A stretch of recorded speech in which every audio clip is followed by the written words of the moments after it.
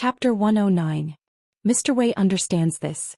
He doesn't want to ruin the rest of his daughter's life, but he also doesn't want them to live the rest of their lives in solitary confinement, so he has to find another way out. He thinks highly of your talent and admires you. He might even want to betroth his daughter to you. Now that this has happened, there's no way he'll let you go. I said you're his future brother-in-law. What's wrong with that? Qiguan Rang was silent for a while. Or rather, he was speechless. The young man named Lu Shi's analysis was correct, but he still had a few doubts. Jiang Pingji moved closer and said mysteriously, "It's the First Lady, right?" Qiguan Rang glanced at her. He had one more doubt. He walked away quickly, not wanting to see the gossipy expression on Jiang Pingji's face. He wanted some peace and quiet. Lovelorn front Lianmeng. Why does he feel sorry for Qiguan Rang? The streamer exposed his secrets the moment they met.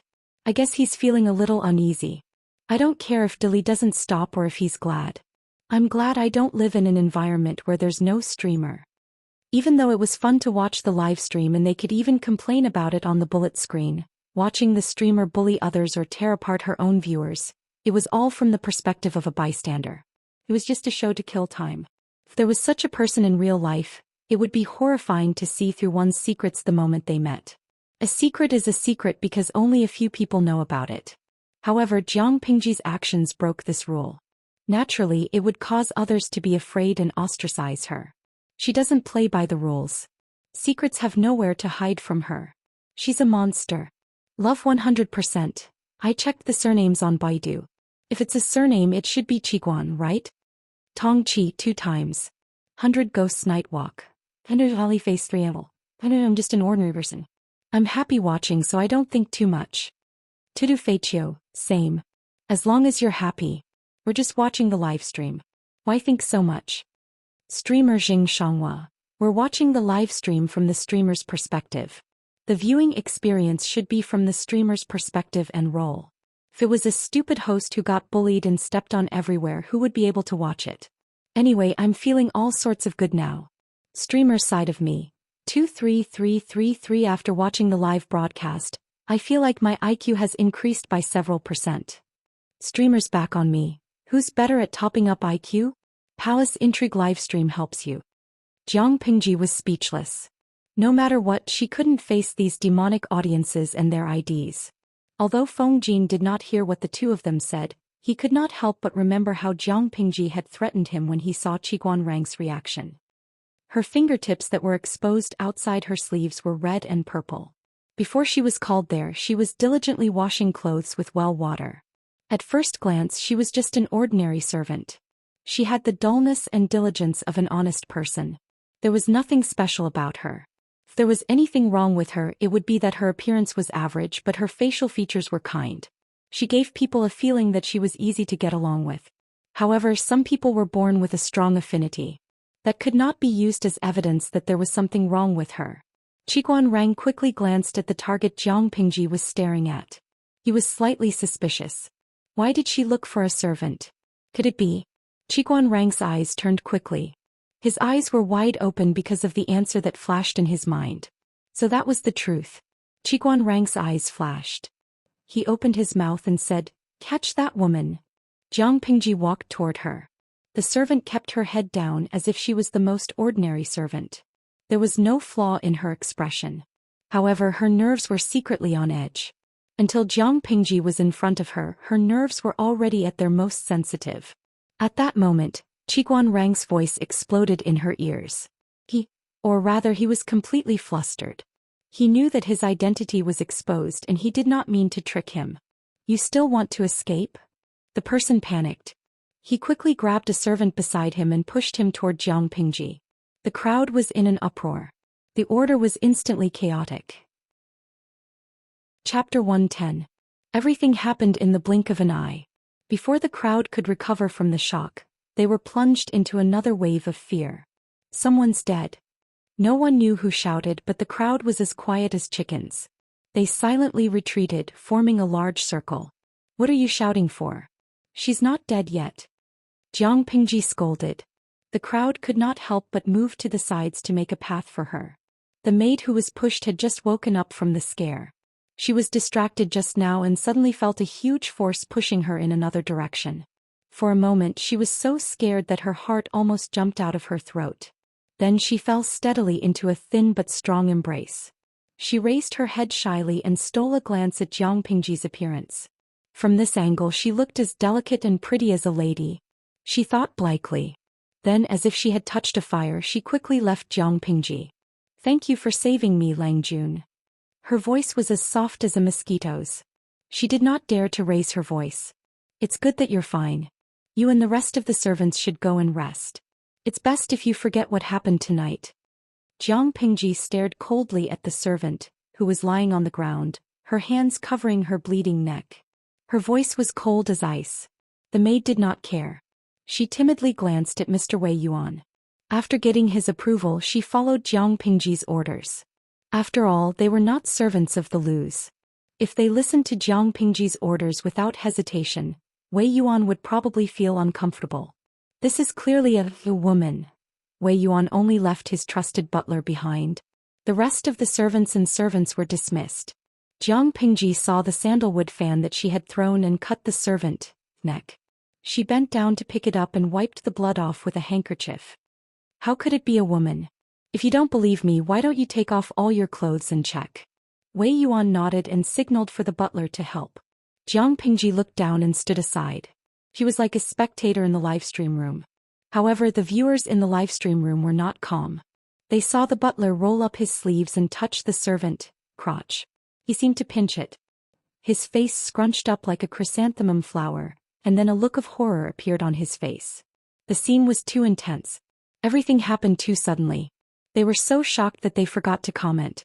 Hongjun Laozu's chrysanthemum, */w***. Oh, my eyes are going blind.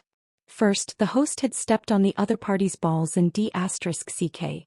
Then an elderly man had touched a woman, who looked like a middle-aged woman. Today's live broadcast was too dirty. Streamer Zheng Xiaoshangguo. I don't care about anything else.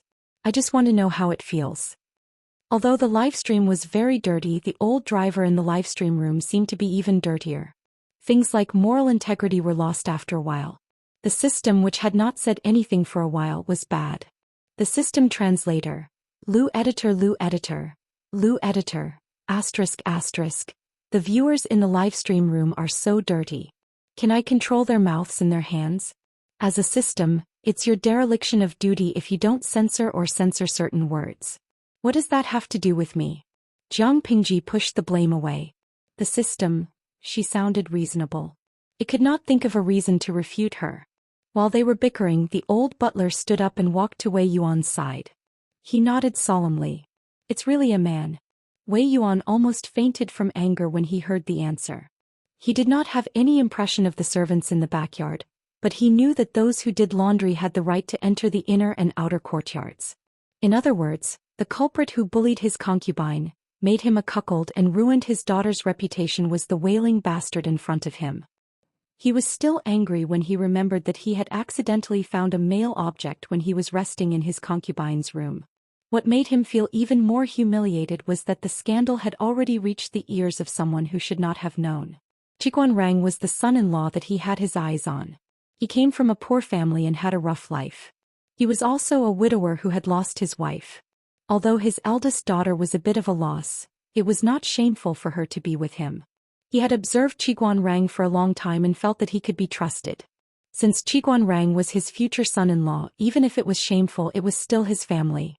For the sake of his poor daughter, he was willing to let go of his pride. What harm was there in enduring it? His student Lu Shi was also involved. He seemed to be in the know. Otherwise, how could he explain the kid's actions that night? Was he going to make Lu Shi his son-in-law as well? What was more depressing was that if the kid had not climbed over the wall in the middle of the night, the fake woman in front of them would have escaped and they would not have been able to find the culprit. Therefore, he couldn't blame himself, but if he didn't blame himself, he would be holding back his anger and he would always feel embarrassed. His illustrious reputation had been completely thrown away tonight. As he thought about it, Wei Yuan's usually straight back could not help but slump a little. It was as if he was in his twilight years. Even though Feng Jin did not know what had happened, based on the information that Jiang Pingji had revealed and her reaction, he could roughly guess the truth. When the housekeeper confirmed that the servant was a man, he wished he had been blind. Lu Shi, this naive and sweet, unreliable friend of his, had actually dragged him into this kind of scandal. Even though he was able to keep his mouth shut, Wei Yuan was probably already holding a grudge against him. It would have been fine if Feng Jin didn't move, but once he did, Wei Yuan noticed him. Wei Yuan was speechless. Oh, I forgot there's another one. Streamer sighed Xianxia. Even though I know I shouldn't laugh at a time like this, I can't help but want to laugh. This Master Wei Yuan is so unlucky. His wives and concubines are being bullied and he's being cuckolded. Streamer's back Xianxia. Even though I want to laugh too, I'm more concerned about my wives and concubines. Yes, they were watching the live stream for fun. To put it simply, they were watching the gossip of others for entertainment. But the person at the center of the incident might not be so happy. Needless to say, Wei Yuan seemed to be an old-fashioned ancient Confucian. His wives and concubines were touched by a man outside. Even if he was still innocent as an ancient man, he would definitely have a knot in his heart. So, what about the unlucky women in the backyard? Based on the streamer's conversation with Qiguan Rang, Wei Yuan treated his daughters well. He was willing to plan for the rest of their lives for them. But wives and concubines were not daughters. It was a matter of a man's dignity and the color of his hat. How could he be so kind? It was one thing to watch the spectacle, but it was another thing to feel sympathy or not. Chapter 111. We provide you with wonderful novels to read. Jiang Pingji looked coldly at the series of comments and countless large donations on the live streaming screen. Most of them hoped that she could help the innocent women who were implicated. She laughed in her heart, but at the same time she was somewhat silent. It was fun to watch the drama and treat the pain of others as entertainment. But the sympathy and actions they showed after the incident were not completely fake. More than half of them were sincere. What a contradictory group of people. Jiang Pingji did not respond to the audience. Instead, she looked at Wei Yuan with interest. She guessed that the teacher had started to think that she knew about his scandal. Even though she did know about it, according to her previous actions, the situation could still be turned around. She took a step forward and kicked the artificial dumpling away with her wooden clogs, forcing it to turn over. She asked softly, "How do you plan to deal with this criminal?" Wei Yuan's face had turned black. It was as if he was on the verge of exploding. "Kill him and feed him to the dogs. Do you want to keep him alive to harm others?" Wei Yuan answered subconsciously. When he regained his composure, he realized that his tone was filled with violence. It was a far cry from his usual demeanor. As for reporting it to the authorities? If he reported it to the authorities, it would be the same as announcing his family's scandal to the world. He would be too ashamed to live. The servant, who was tied up like a dumpling and gagged, curled up on the ground and whimpered as if she was begging for mercy. "Kill him and feed him to the dogs. That's a good idea." Jiang Pingji smiled faintly. Feng Jin and Qiguan Rang, who were beside her, gave her a scrutinizing look. Feng Jin reacted quickly. After witnessing Jiang Pingji's ruthless methods, he did not expect her to be kind. Qiguan Rang, on the other hand, was shocked and curious. Shouldn't a pampered noble son be so indecisive? Shouldn't he be soft-hearted all the time? But this person was different. Not only was he not kind, but he carried a shocking coldness and hostility. "However, I came here tonight for this person. Please forgive me, teacher, and let him live for the time being." Jiang Pingji bowed and apologized. Under Wei Yuan's suspicious gaze, she explained, "Tonight I was having a drink with my father at the Yingchun brothel. I happened to see an old maid bullying a lady in the brothel. I didn't think much of it at first, but the more I looked at her, the more I felt there was something strange about her." Wei Yuan was speechless. Wait a minute, I seem to have heard something very powerful. If he hadn't heard wrongly, the kid had said that he and his father Lu Shi, the father and son, were drinking in a brothel? Qiguan Rang also felt that his worldview had been refreshed. A father and son going to that kind of place? Father and son going to that kind of place? Jiang Pingji didn't care about their strange gazes. Anyway, Lu Shi would take all the blame. Out of curiosity I followed them, but I saw a great show of people turning into living beings. After the other party took off his clothes one by one, a gray-haired old woman who was sweeping the floor turned into a man of about 30 years of age with a protruding mouth and monkey cheeks. She had wanted to leave, but she had disturbed them and captured them. After inquiring, I found out the truth. Because of this, I had to climb over the wall in the middle of the night. If I had waited until tomorrow, I'm afraid. Jiang Pingji simplified the process. She also beautified the interrogation as questioning. There was nothing bloody about it. Then she took out a small roll of bamboo slips and presented it to Wei Yuan. Based on what I know, there are more than just these two men who know of this disguise method and blend into the backyard of others. Why do they do it? Maybe they are trying to escape from the authorities. They are probably from Tsong Prefecture's Meng County. They sneaked to Hejian recently. Jiang Pingji said it in a businesslike manner. She was just short of telling Wei Yuan that she had no idea what was going on in his backyard. Of course, this was just an obvious cover. Although it was useless, covering it was better than not covering it. Wei Yuan took the bamboo scroll and looked through it. His face changed from anger to ashen and then to silence. Although he was silent, the anger in his heart was stronger than before. These vermin. After a long time, Wei Yuan's face turned ashen as he smashed the bamboo scroll in his hand. Jiang Pingji looked down and did not have the slightest intention of picking up the booklet. How is this a proper scroll? It's the great achievements of those guys. On a certain day they would target a woman or a girl, disguise themselves as a woman and try to sneak into the family. They would patiently achieve their goal. Not only would they describe the woman's appearance, age, figure and skin feel, but they would also proudly write down their thoughts after the deed was done. They would also summarize the pros and cons of the operation. Of course, they would also summarize their personal experiences, such as how to silence the victim or how to coax them to have sex with them multiple times. Occasionally, they would mock the man of the house for not being able to satisfy the woman and praise themselves. But that was not the point. The point was the origin of the women. 30% of them were ordinary women from Meng County, Tsong Prefecture, or women who had been widowed for a long time. The other 70% were the concubines of rich merchants and poor families. There were even some unmarried girls who could not escape the clutches of those people. Chapter 112. I have a guess, but I haven't verified it yet, so I can't say it out loud. Qiguan Rang looked down and turned to Jiang Pingji. Lanting came to visit late at night because she got the information from that person. If that's the case, do you have any clues about the others? Jiang Pingji shook her head. No. If she didn't know the exact number of people, she wouldn't have needed to go to Wei Yuan's place to catch the person. Those people were very cautious and had almost no contact with each other. If you trust me, you can hand the person over to me. I guarantee that he will tell you everything about his ancestors. As Jiang Pingji spoke, a faint smile hung on the corner of her lips. It made one shudder with fear, and Qiguan Rang secretly glanced at her. No matter how angry Wei Yuan was, the matter had already been settled, and it seemed that there were some unspeakable scandals involved. Wei Yuan's surname was Wei and he was related to Wei Jingxian's family, but he wasn't as prominent as Wei Jingxian. If it was just a normal rapist, he could just kill him in secret. But if it was serious, he couldn't do anything about it. Up to you. She was very familiar with interrogations, but other than the viewers in the streaming room who were lucky enough to witness it once, no one else had seen it. Jiang Pingji didn't plan to let others see it to avoid ruining Lu Shi's reputation. Then I'll leave first. I'll come back to you after I get some information. Then she led the others away. Feng Jin stayed with Wei Yuan and Jiang Pingji. Qiguan Rang watched her leave. Suspicion flashed in his eyes, and he kept hitting his knees with his feather fan.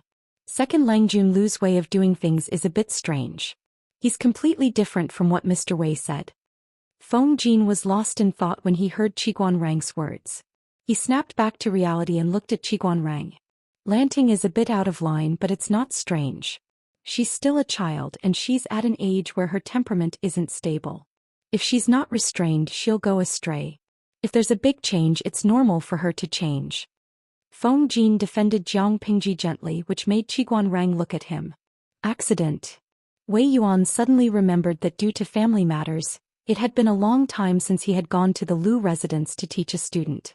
He didn't know much about this obedient and sensible student who he rarely worried about.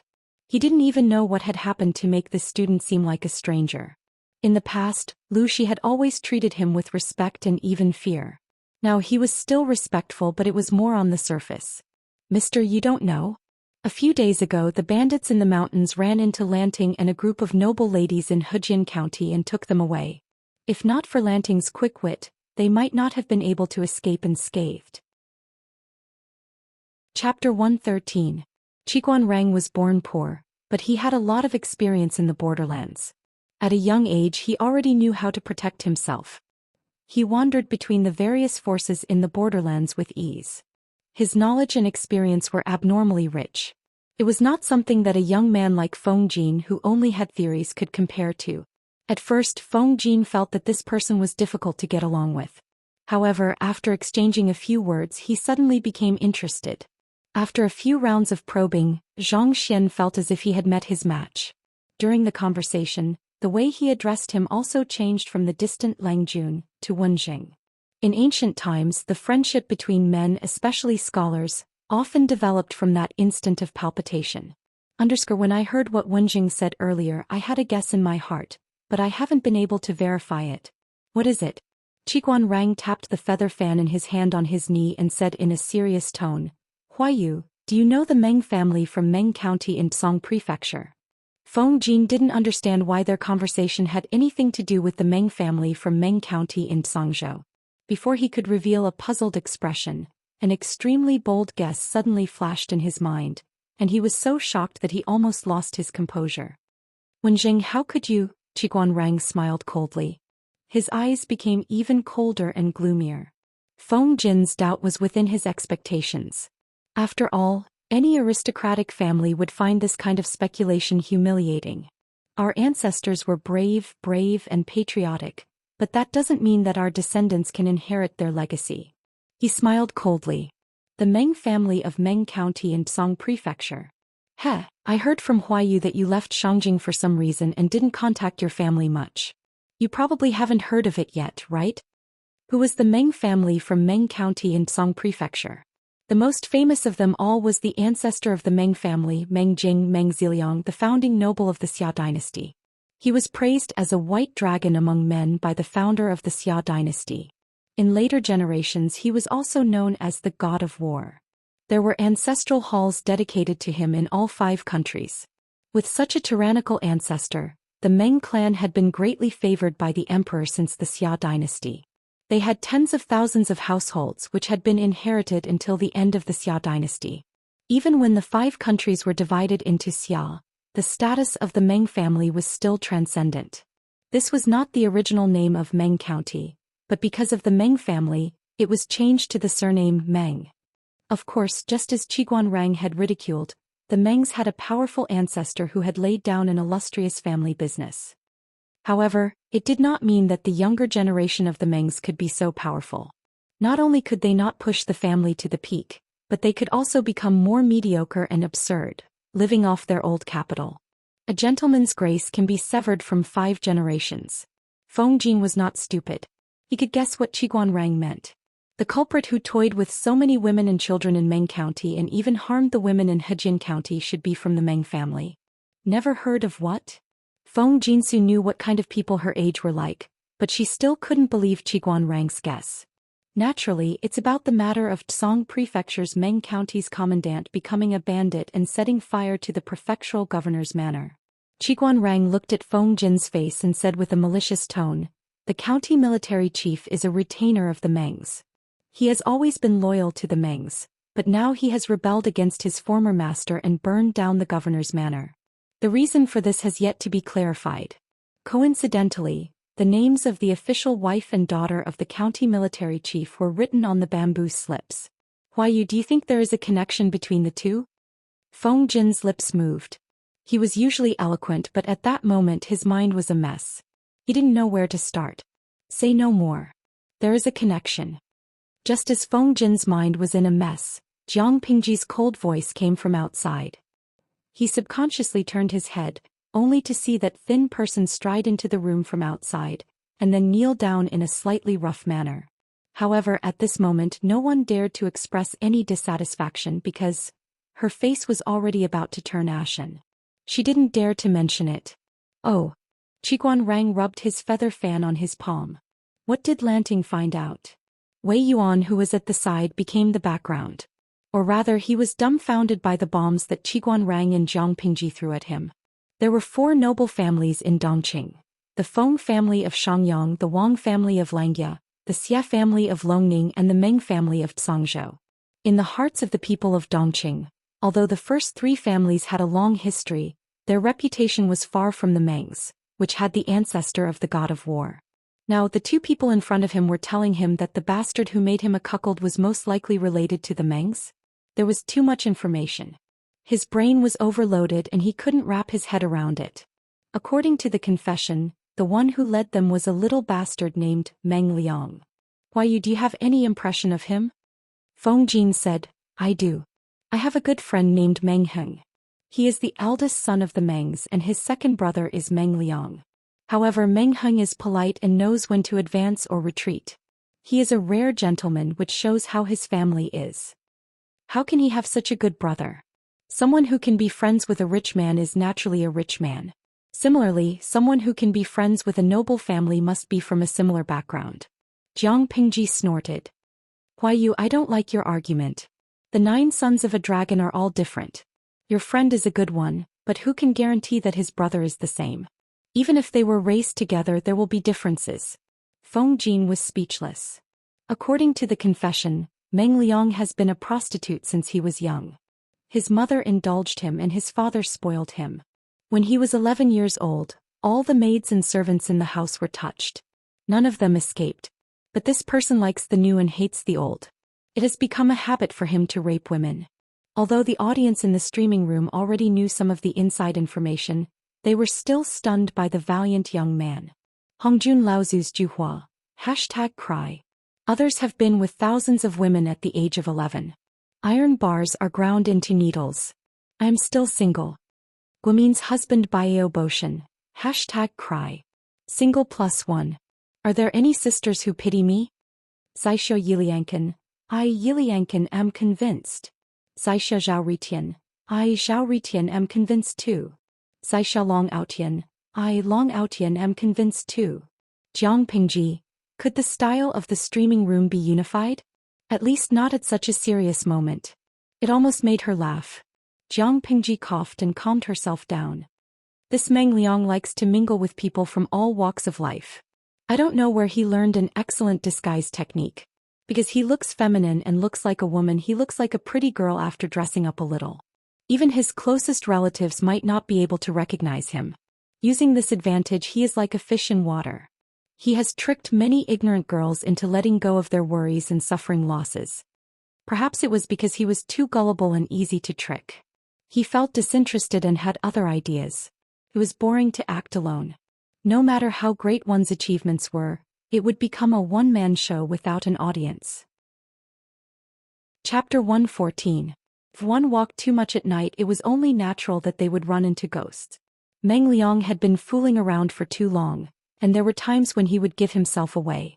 It was a pity that the Meng family, the local tyrant in Zhangzhou, was so powerful that they completely suppressed the voices of the victims. In the end, they made a false accusation, causing the victims' families to break up and die. Seeing this, the victims could only grit their teeth and endure the humiliation. With his family protecting him, Meng Liang became even more unruly when he saw that he had only been scolded a little. Eventually, he got into big trouble. That day, the military officer brought his wife and daughter to the Meng residence to celebrate the old matriarch's birthday. When Meng Liang saw his wife and daughter's beauty, he was overcome with lust and wanted to imitate them. However, the military officer's wife was not an ordinary woman and saw through his disguise. Meng Liang held a grudge against him, so he used his father Meng Zhan's name as an excuse to lure the captain out of the mansion. He took a few of his friends from all walks of life and took the opportunity to rape the captain's wife and daughter. The commandant's wife was still breathing, but her daughter had been raped to the point where she had lost her breath. In the end, she also went crazy and killed herself. Both mother and daughter died tragically. By the time the county commandant finished his work and returned home, it was already 3 days later. Only then did he find out that his wife and daughter had died. The Meng family concealed the cause of death and disposed of the body. Meng Liang was also restrained for a period of time. When the limelight died down, he would return to his old ways. Coincidentally, what Meng Liang had done was found out by the county commandant. Then the county commandant set fire to the prefectural governor's manor. But how could the military strength of the county commandant compare with that of the Meng family? The commandant was quickly defeated and fled deep into the mountains, his whereabouts unknown. However, this matter was far from over. Although the incident with Meng Liang was the cause, the fact that the Meng family bullied the common people and exploited the merchants is true. It caused a lot of resentment among the people. Even though the county commandant was nowhere to be found, the civil unrest in Meng County was far from over. Meng Liang was escorted out of Tsong Prefecture's Meng County by the elders of his family.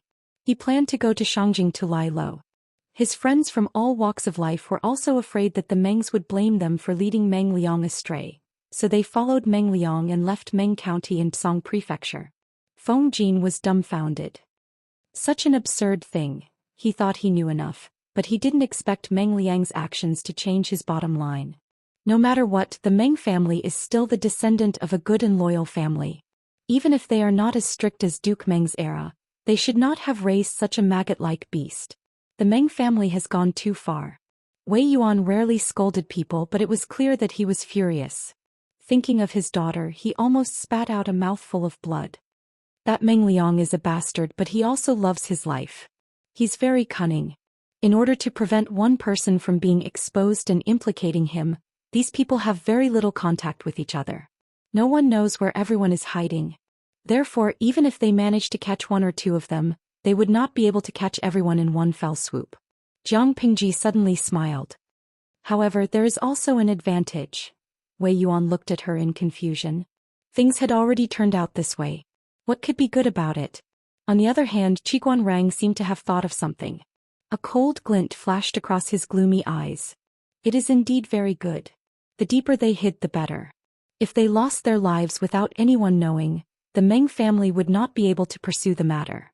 Hejian County was not Meng County, where the Meng family could control everything. It was surrounded by dense forests and mountains. It was common for a person to be eaten by a wild beast. Feng Jin understood what they meant, but he only opened his mouth and swallowed the words he wanted to say back into his stomach. Jiang Pingji only needed to achieve her goal. I have troubled you tonight. Tomorrow I will come to your manor with gifts to apologize. I hope you can forgive my reckless behavior. Jiang Pingji looked through Lu Lanting's memories as she apologized to Wei Yuan.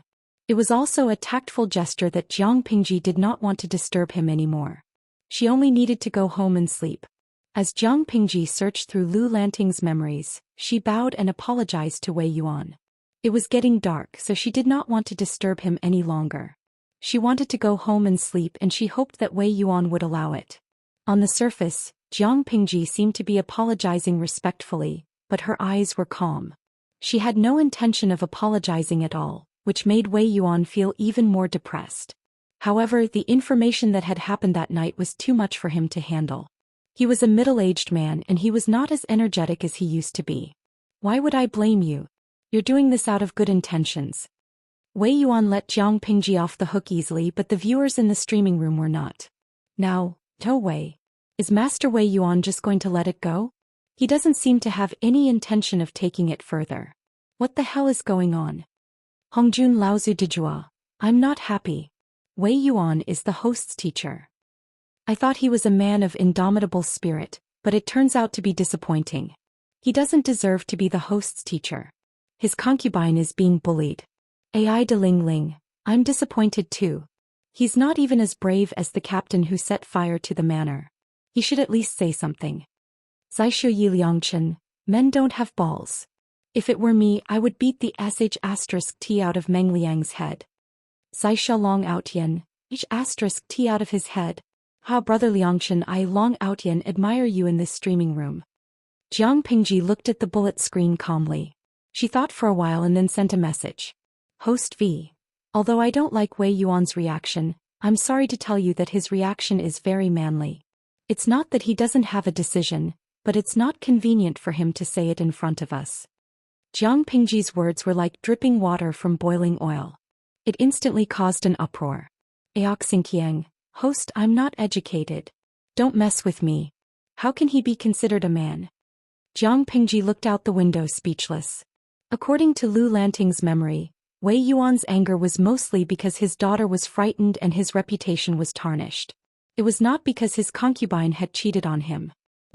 It was because that person was cunning and seduced Wei Yuan's cheap concubine. Cheap concubine, noble concubine, legal wife. These three terms had different meanings for Dongqing men. The legal wife was the wife, the noble concubine was the concubine with some status, and the cheap concubine was a commodity that was only bought for fun. Take a chestnut for example. If Wei Yuan's best friend came to visit and Wei Yuan asked him to stay the night, it was possible that the cheap concubine would serve him. Not to mention this, in some places where the atmosphere was more absurd, the male master would even let the pregnant cheap concubine serve the guests, or both parties would exchange cheap concubines for fun. The position of the cheap concubine in their hearts was nothing more than an object that could move. Even a clay figurine would get angry if someone touched their property without the owner's permission, but it would never reach the point where they would fight to the death. If Meng Liang had touched the county captain's concubine instead of his wife, the county captain would have been angry, but he would have tolerated it out of loyalty. Under such circumstances, what weight could the cheap concubine have in Wei Yuan's heart? Wei Yuan's original intention for revenge was to seek justice for his daughter, not for the concubine. Chapter 115. We provide you with exciting novels to read. Jiang Pingji and Feng Jin had climbed over the wall, but they left openly. Wei Yuan even prepared a carriage for them. The carriage's shock absorption was not as good as the one in the Liu's, so the bumps along the way were unbearable. Feng Jin sighed. I didn't expect a gentleman like Meng Hing to have such a filthy younger brother. Why do you care if he's a gentleman or not when you're making friends? Jiang Pingji curled her lips and her eyes shone coldly. I just feel bad for Meng Hing. Feng Jin was sensitive to other people's emotions. He knew Jiang Pingji was upset, so he explained, Lanting, I'm afraid you don't know that even though Meng Hing is the legitimate son of the Mengs, his parents don't care about him. I've been his classmate for a few years. If I didn't know he was the eldest son, I would have thought he was from a branch of the Mengs. Jiang Pingji tilted her head to look at Feng Jin. He continued, there's an assessment every 3 years. Meng Heng's family background, knowledge, personality, appearance and ability aren't bad. However, his younger brother's behavior will have a huge impact on his moral evaluation. Dongqing's selection system was similar to the 9-rank system, but there was a big difference between the two. Family background, knowledge, personality, appearance, ability and moral were the 6 main categories. When Dongqing was founded, knowledge, ability and moral behavior were the top 3 categories. Family background, personality and appearance were the bottom 3. The evaluation score was 60% of the top 3 categories, 30% of the bottom 3 categories, and 10% of the evaluation officer. The standards were not implemented for long. With the intervention of the aristocratic families, the top 3 categories became family background, moral behavior and knowledge, and the bottom 3 became appearance, ability and personality. The proportion of the top 3 categories increased, and the evaluation authority was strengthened. Moral behavior belonged to the top 3 categories. Because of Meng Hing, even if Meng Hing could get an excellent grade, he would become an inferior one. Feng Jin's previous reaction was not only because he couldn't believe there was such a filthy person in the world, but also because he felt sorry for his classmate. 90% of the people who could enter the general assessment were descendants of aristocratic families. The gap between them was small. Moral behavior went from excellent to inferior. How big of an impact would it have? It was enough to make Meng Hing, who was originally expected to be in the top 3, fall into the middle of the pack and fade into the crowd. What a pity who asked him to have such a dragging brother. In this day and age, it was not popular to be responsible for one's actions alone. Meng Liang's moral integrity was questionable, which meant that the men of the Meng family were also morally questionable. The closer one was to Meng Liang, the easier it was to be implicated. It was only natural that Meng Hing would be in trouble. Why are you so worried about him? After all, he's the legitimate son of the Meng family. If the Meng family doesn't fall, he can make a comeback at any time. It's just an evaluation. What can it prove? Jiang Pingji rolled her eyes and scoffed at Feng Jin's worries. If Huayu has time to think about this, why don't you help me think about how to fool my father later? You didn't even bid farewell to me when you left the spring pavilion. What he said made so much sense that he couldn't refute a single word. The evaluation results could only affect one's initial official position, but it could not affect one's future career. No matter how much Meng Heng was not loved by his parents, he was still the eldest son of the Meng family. If he wanted to inherit the family in the future, he would have the support of the Meng family. Jiang Pingji secretly glanced at Feng Jin's expression and couldn't stop laughing in her heart. How could Dongqing not be chaotic when all the aristocratic families were messing with the court? Meng County in Song Prefecture was just a small flame. Although it was small and weak, who could say that it did not have the potential to set the prairie ablaze? Lu County Chief is not an ordinary person. How can we hide from him? Feng Jin shook his head and tried to persuade Jiang Pingji to accept her fate. Jiang Pingji snorted. Since Huayu said so, I have an idea. I just need to tell my father that there was a prostitute selling herself in the nearby pavilion and urged me to join in the fun. I left in a hurry and was afraid of being scolded by my father, so I didn't report it. Feng Jin's friends were dumbfounded. Was this the rhythm of throwing all the dirty water at him? Could they still be friends? Planning. Feng Jin's cheeks were red with anger. He had never seen such a rascal. I was just joking. Why, do you really think I would do that? Jiang Pingji made a disappointed and sad expression. Together with the gesture of holding his heart, Feng Jin was angry, but he felt even more aggrieved when he was not angry. He had made a bad friend by mistake. Outsiders say that Lu Shi's son is unrestrained and unrestrained. What they say makes sense, Yi Futian said. It's a waste to be frivolous when you are young. If you don't be frivolous, you won't be able to be so when you are old. Jiang Pingji didn't seem to hear the ridicule in Feng Jin's words. Instead, she lectured him shamelessly. I'm not criticizing you, but you look like you have seen through the world at such a young age. You talk and act like an old scholar. Your steps are more delicate than a girl's and your voice is gentle. He had rowed his boat all his life without oars. Chapter 116. Speaking of which, your temperament is similar to my younger brother's. Feng Jin raised his hand and lifted the curtain of the carriage slightly. He looked at the night sky outside and suddenly thought of something. His face was warm. Both are so mischievous and love to tease people. Jiang Pingji replied in disbelief. Teasing? I thought that your Feng family was strict and everyone was like you. Feng Jin said strangely. Lanting, didn't you say that the 9 sons of the dragon are different? Although my youngest brother and I share the same mother, our temperaments are different.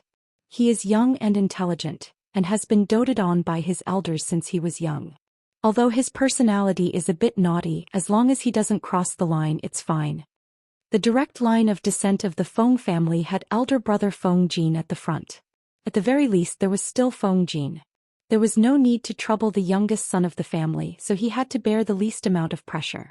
The elders favored the eldest son, but favored and doted on the youngest son. This was a common practice in almost every family. The pitiful Feng Jin was in the middle. Although he wasn't completely ignored, he was indeed neglected compared to his eldest brother and youngest brother. Jiang Pingji glanced at Feng Jin, whose face softened at the mention of his younger brother. I really couldn't tell that you, Huayu, are actually a brother complex as well. What is a younger brother complex? Feng Jin carefully pondered over this term and did not understand its meaning. Jiang Pingji explained, it refers to an elder brother who likes his younger brother very much. The relationship between brothers is very good. After Feng Jin heard this, he revealed a thoughtful expression and immediately drew inferences. This term is really novel. In that case, there are also terms like brother complex, sister complex, or sister complex. That's roughly what it means. It describes the deep relationship between siblings? Yes. Jiang Pingji nodded. You are worth teaching. Feng Jin couldn't help laughing. These words are clever and interesting. They are simple but catchy. Is it the local dialect of Hejian? Jiang Pingji said with a natural expression. I heard it from a traveling merchant. I don't know where it came from. The young man pondered for a while and said with a smile, so I can be considered a brother complex? Jiang Pingji chuckled. I know you 3 brothers have a good relationship. Next. Rumors stop with the wise and chats stop with laughter. However, Feng Jin did not understand the joke. He changed the topic and talked about other things with Jiang Pingji. Lanting, have you talked to County Chief Lu about going to Langia? Jiang Pingji was not a person who liked to stay in one place without moving. Hejian County was not small, but it was not big either. I did. Father is very supportive of me going to Langi to study, but he said that I don't need to reveal my mother's name. Jiang Pingji rested her elbows on the table and supported her chin with her right hand. Her body was tilted. Her bold and unrestrained sitting posture was an eyesore to Feng Jin. At first he didn't understand, but after thinking about it he vaguely understood the intention of Lu Shi's decision. Master Yuanjing was a real famous teacher. Although he would take care of Lu Lanting for the sake of the ancients, his initial impression of Lu Lanting was not as good as his teacher. It was not as if Lu Lanting was incapable. If she could impress Master Yuanjing with her own knowledge and talent, it would be better and more dignified than relying on her deceased mother to become Master Yuanjing's disciple. Feng Jin asked, "When do you plan to leave?" Jiang Pingji had never thought about it, or rather she did not really want to study in Langyi County. About 2 or 3 months. Father has been in Hu County for many years and has rarely returned home. It's rare for him to stay home for 3 months. It would be a pity if I left to study now. I want to spend more time with him to fulfill my filial duties. Moreover, I need Master Gongcao's permission. Jiang Pingji's words were half true and half false. Jiang Pingji only said it to give Feng Jin an explanation. When parents are around, one should not travel far. Children should be filial to their parents. Lanting's way of thinking is the right thing to do. Feng Jin could not help but think of himself. If it were not for the fact that his parents were healthy and his siblings were still around, he would not have left home. If Lanting goes to Langyi in 3 months, I'm afraid you and I will have to be separated for some time. Jiang Pingji turned to him and asked, "Are you leaving Hejin County?" Feng Jin nodded and added, "But we won't be leaving in the next 2 days. As for when we leave, that will depend on 4th Langjun." Even though Wu Majun was not valued by the emperor, he was still a prince. Feng Jin still had to respect his decision. Jiang Pingji raised her eyebrows and sneered. "If that's the case, you won't be able to leave Hejin County for a while." It was easier to talk to smart people. Feng Jin understood the meaning behind Jiang Pingji's words. Wu Majun was obviously trying to win Lu Shi over to his side. He hoped that Lu Shi would support him and become a powerful bargaining chip in his fight for the position of crown prince. Hu County had become a popular place in Dongqing under Lu Shi's years of hard work. Its grain production could alleviate the food shortage in the neighboring 2 counties. In ancient times, the 2 most important bargaining chips in a war were people and grain. With grain in hand, there was nothing to worry about. If there was rice, there would naturally be manpower. To put it bluntly, if Wu Majun really managed to get Lu Shi's full support, Wu Majun could also recruit troops to besiege Shangjing when the emperor chose another prince. He could then drag his brother off the throne. It was a tradition in the royal family of Dongqing for brothers to fight against each other. Of course, no one knew if Wu Majun had such ambition at the moment. But if he succeeded in winning over Lu Shi, it would be a profitable business. Since ancient times, it had been difficult to move talented people, let alone Wu Majun, who was just an unknown prince. Lu Shi, on the other hand, was already a famous high-ranking official with real power. It was impossible to get someone with potential to work for you without putting in some effort. Therefore, Jiang Pingji concluded that Feng Jin would stay in Hejin County for a long time. Feng Jin knew what was going on. He smiled bitterly and said, "Since you already know, don't expose me." It was fine as long as the 2 of them knew each other well. It would be embarrassing if they were to expose each other. Jiang Pingji's thoughts lingered on Wu Majun. He suddenly remembered something. "Huayu, I remember you saying that you're not engaged yet?" Feng Jin nodded and laughed. He guessed, "Why do you ask? Don't tell me you want to be a matchmaker?" If it was someone from ancient times, he or she would not have said that. But Jiang Pingji did not have that concern. She looked at Feng Jin and said, "I do have that thought. Huayu is a good candidate for a husband. We should keep the goodies to ourselves." The smile on Feng Jin's face froze for a moment, and then he revealed an embarrassed expression. Chapter 117. Jiang Pingji nodded and acknowledged his guess. Father said that Madame Wei seems to have taken a liking to Wu Majun. She wants to marry Jing heir to him. It's not that I'm bad-mouthing people behind their backs, but Wu Majun really isn't a good candidate. If Jing heir really marries him, she'll suffer in the future. How can I bear to see that happen? Jiang Pingji was very patient with the cute girl. Most of the time she cherished her. Wei Jingxian rarely interacted with Jiang Pingji, but to the original Lu Lanting, Wei Jingxian was like a sister. He was very important. Feng Jin was speechless. Even though he did not think highly of Wu Majun's character, his evaluation of him was not as low as Jiang Pingji's. I don't know how Masanori offended you, but you seem to hold a grudge against him. Don't you also dislike him? Jiang Pingji rolled her eyes. I treat Jing like a sister. Put yourself in her shoes and think about it. If it were you, would you be willing to hand your sister over to that kind of person? It's true that I don't really like him, but other than a few people, even Xianxia himself didn't realize it. Lanting, you have good taste. To be honest, if it were me, I would be worried as well. It's just that if you entrust it to me, would you be at ease? Although I don't really care about the young talents of the younger generation in Dongqing, I can guess that you must be the ideal son-in-law in many people's eyes. I can't be wrong. Jiang Pingji said seriously. Actually, this is just my own wishful thinking. Just as you said, the marriage of children is decided by their parents. It seems useless to talk about this here. The scenery smiled without saying a word. From his point of view, Jiang Pingji mentioning this matter was a little strange, but it was also human nature. Previously, many classmates wanted to introduce their sisters to him, but he rejected them all. Without a foothold, how could he marry and start a family? Lu Lanting treated Wei Jingxian like a family member, so it was understandable that she was anxious about her marriage. The only awkward part was, Wei Jingxian was someone else's daughter and her parents were still alive. Feng Jin silently turned his head, but a brief image of Wei Jingxian appeared in his mind. She was indeed a quick-witted woman. However, when it came to quick-wittedness, none of the women he had met could compare to the one beside him. Unfortunately, according to County Chief Lu, he had no intention of restoring his identity. If he were to recover, that wouldn't do either. If it were to be made public, Lu Shi's reputation would be completely ruined. Feng Jin comforted her. Everyone has their own fate. You don't have to worry too much. I hope so. Jiang Pingji snorted at those words. In ancient times, there were too few reliable men, but she could not expect women to rely on themselves. It was unrealistic. To put it bluntly, she hated every aspect of this era, and women were the most inferior. While they were talking, the carriage had already stopped in front of the spring pavilion. Yes, they did not go to the Lu residence, nor did they go to the place where Feng Jin was staying. Instead, they went to the spring pavilion. It was already late at night, but the street was still brightly lit. The shadows of the people in the street looked especially fleeting under the candlelight. Jiang Pingji went straight to the private room. Lu Shi was sitting by the table with a delicate book in his hand.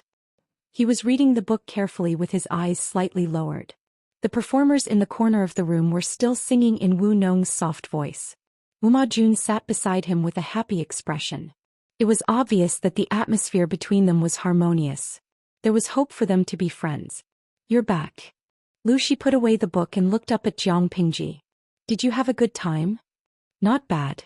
Wu Majun almost couldn't keep the smile on his face when he heard the suspicious conversation between the father and son. Not only did the father not blame his son for coming to the brothel to have fun, but he also looked gentle and concerned. It was rare to see that in life. It seemed that the rumor that Lu Shi valued his son was not without reason. Wu Majun could not help but think that Jiang Pingji was more important to him. What Feng Jin was worried about did not happen. Otherwise, he had reason to believe that his bad friend would make him the scapegoat. If that's the case, let's go back. Lu Shi stood up and glanced at Jiang Pingji and Feng Jin. He furrowed his brows and kept a cold face. If you want to come over to listen to music in the future, remember to inform your mother first. Jiang Pingji nodded. Feng Jin was suspicious. He did not know if it was an illusion. Why did he feel that Lu Shi's attitude toward him was getting colder? Wu Majun wanted to ask Lu Shi to stay, but they were in the spring pavilion, which was not a decent place. It would be ridiculous if he did that. No matter how reluctant he was, he could only watch Lu Shi leave with his son and get into the carriage. Huai Yu and Lu Yu's son are really close. We hit it off at first sight. Feng Jin said with a smile. It's getting late. I'll go back first. Do you still want to stay here? Wu Majun shook his head. He had come to have fun and relax, but he had wanted to win Lu Shi over. Now that Lu Shi was gone, he was not in the mood to play. He might as well go back. No, I'll go back with Huai Yu. In the carriage, Lu Shi was reading the book carefully. Jiang Pingji could feel that he was faking his impatience. Father, ask whatever you want. You don't have to hold it in. Jiang Pingji took out some dried fruits from a hidden box in the carriage and threw some into her mouth. Since I came back, you've had doubts about me. Lu Shi did not bother to keep up the pretense. He looked conflicted. His eyes fell on a certain part of Jiang Pingji's clothes. Are you interested in Feng Huayu? Jiang Pingji said, no. Why would you ask that? Anyone could see that Feng Jin saw her as a good friend and she saw Feng Jin as a good friend and bestie. But both of you. Lu Shi's expression became even more conflicted. If the daughter was the son and Feng Jin was the woman as her father, he could at least ask in a subtle way if the two of them had done anything improper when they went out just now. But the problem was that the person in front of him was his daughter. He could not ask that question no matter how thick-skinned he was. Lu Shi could not ask, but Jiang Pingji was not simple. She followed Lu Shi's gaze and looked at her clothes.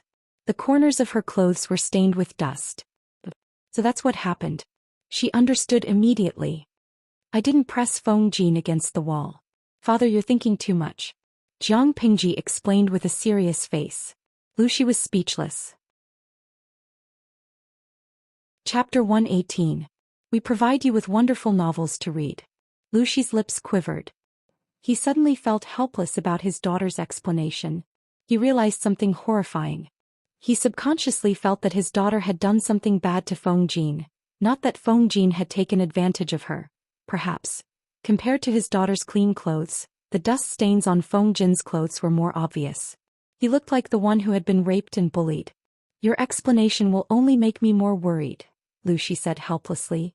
Why didn't he just say that there was nothing wrong? Why did he have to add another sentence? It's best if there's nothing wrong. You're still young. That kind of thing is not urgent. Of course, if there's really something wrong, don't panic. Jiang Pingji was speechless. Zaishu Yeliankin. My father-in-law is amazing. He's so open-minded. Is he really a native man from ancient times? Yubi Basin Sangwashan. The host's father is a good man of the century who was taught by the time-traveling mama. He's a national prince charming here, but I think he's a bit too open-minded under... Now, I think it's normal for the host's father to have such a reaction. He's educated the host as a man through and through. He's already gotten rid of the grudge that she's a woman. Since he's a son, why would he care about those things? Kaitang Daffin Auntie, I agree with the comment above. If the host's father still holds the host to the standards of an ancient woman, it means that he hasn't crossed the threshold in his heart. He doesn't treat the host as a real son. He still thinks of the host as a daughter and subconsciously measures the host with the standards of a woman. This is biased and disgusting. Nong Fu Shangquan Yudiangshuan. With this explanation, I suddenly feel that the host's father has a very high level of thinking.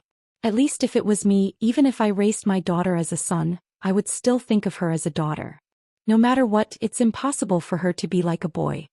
In fact, the audience in the live streaming room had overly glorified Lu Shi. Lu Shi's thinking had not reached that level yet. The reason why he was so open-minded was because, from the beginning to the end, he had viewed his daughter as the future Empress. She was the most supreme person in the world and no one was qualified to be above her. Using the standards of women in the secular world to measure an emperor felt like scribbling on a magnificent painting and forcefully tarnishing a painting that was supposed to be passed down through the ages. It was as disgusting as eating an apple and discovering maggots in the latrine pit.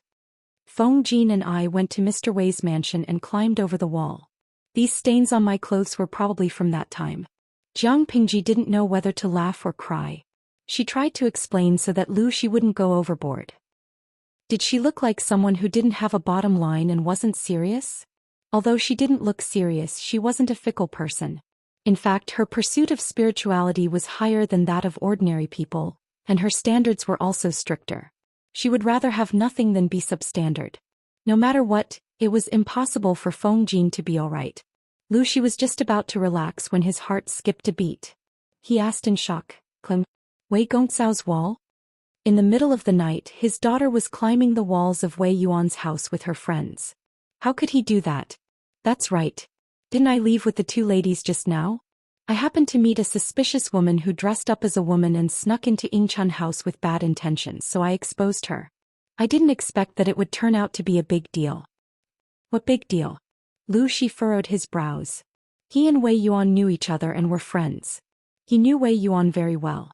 If there was no inside story, then based on Wei Yuan's personality, he would definitely not let the matter rest that his daughter had climbed over his wall.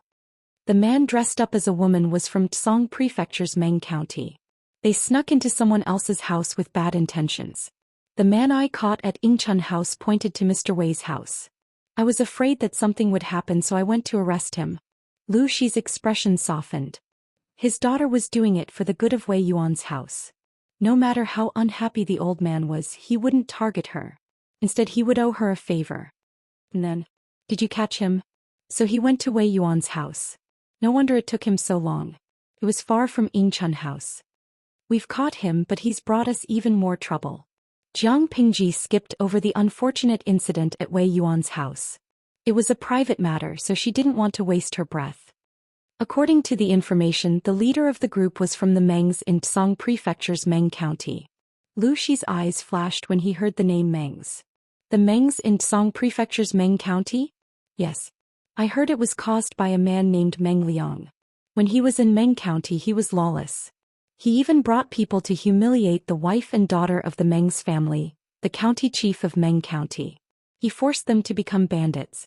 Not only did they rebel against their old master, he even burned down the county chief's mansion.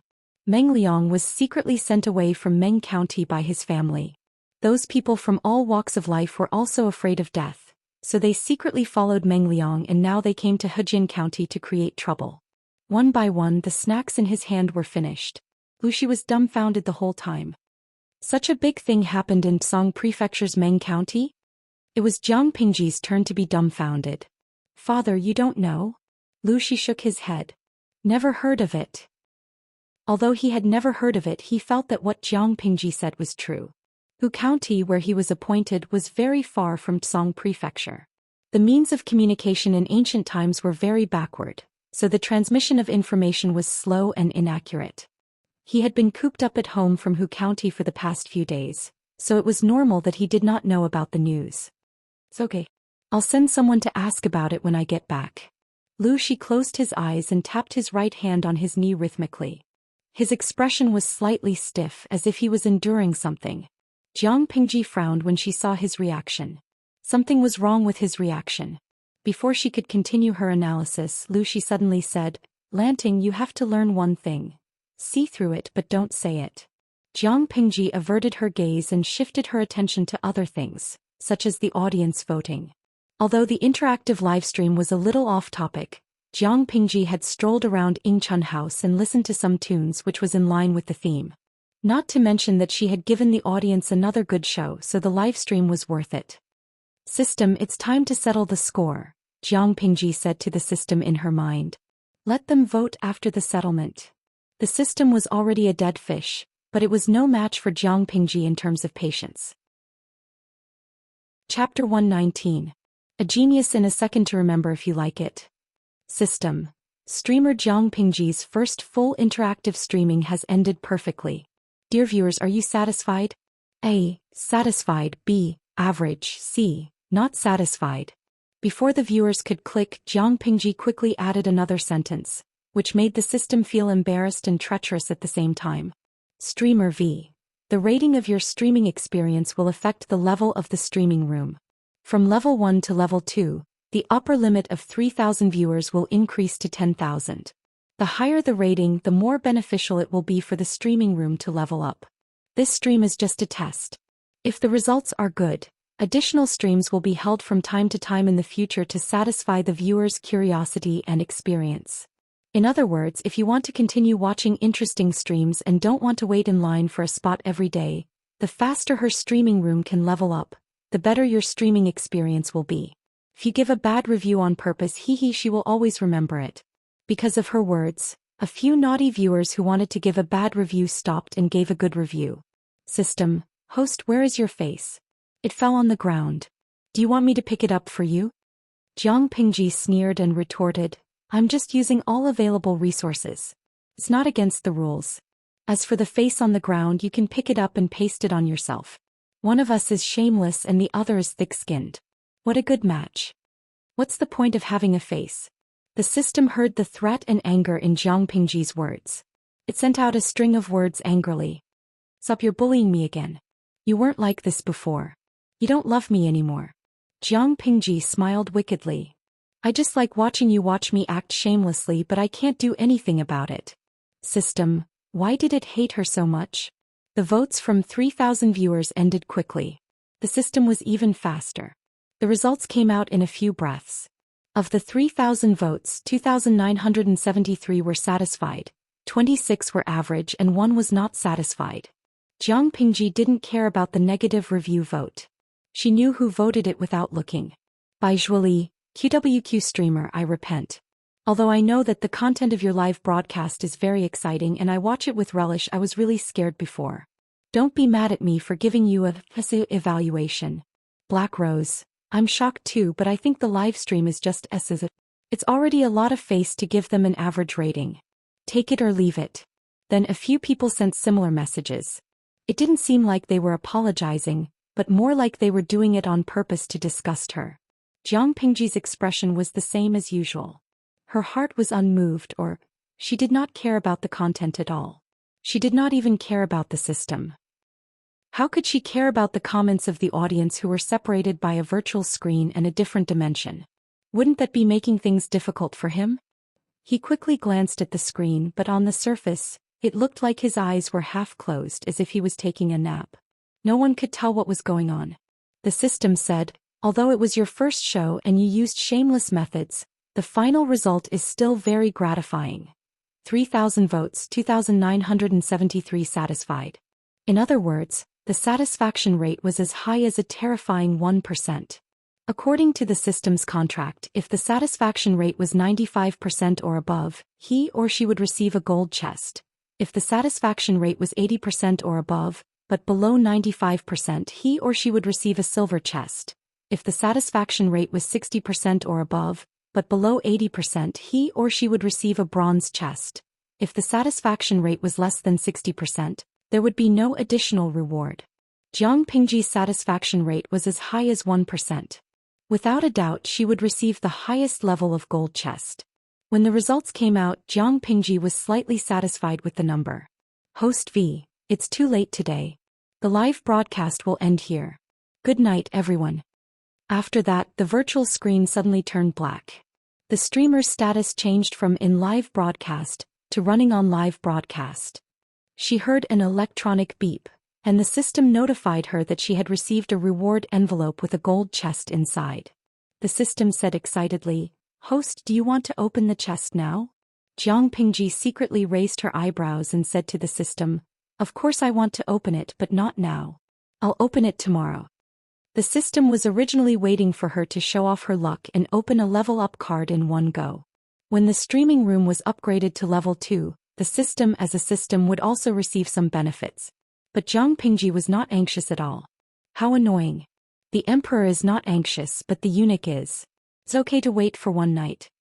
Jiang Pingji did not know what the system was thinking, but it was as if she could see its anxious expression. She said leisurely, "It's not the right time. No matter how anxious you are, it's useless."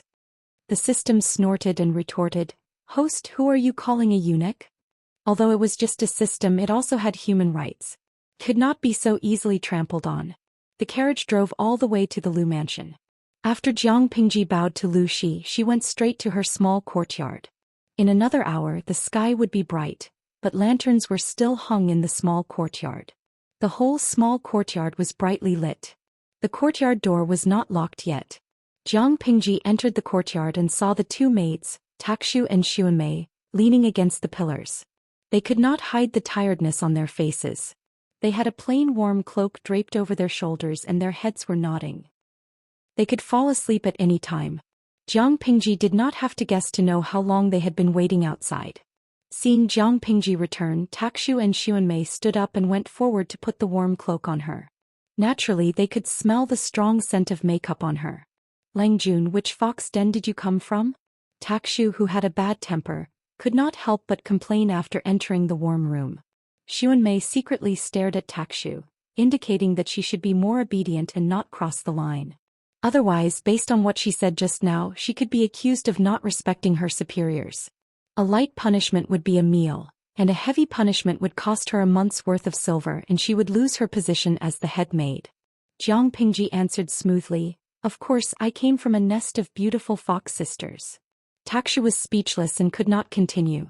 In terms of eloquence and shamelessness, the two were not at the same level. How could they compare?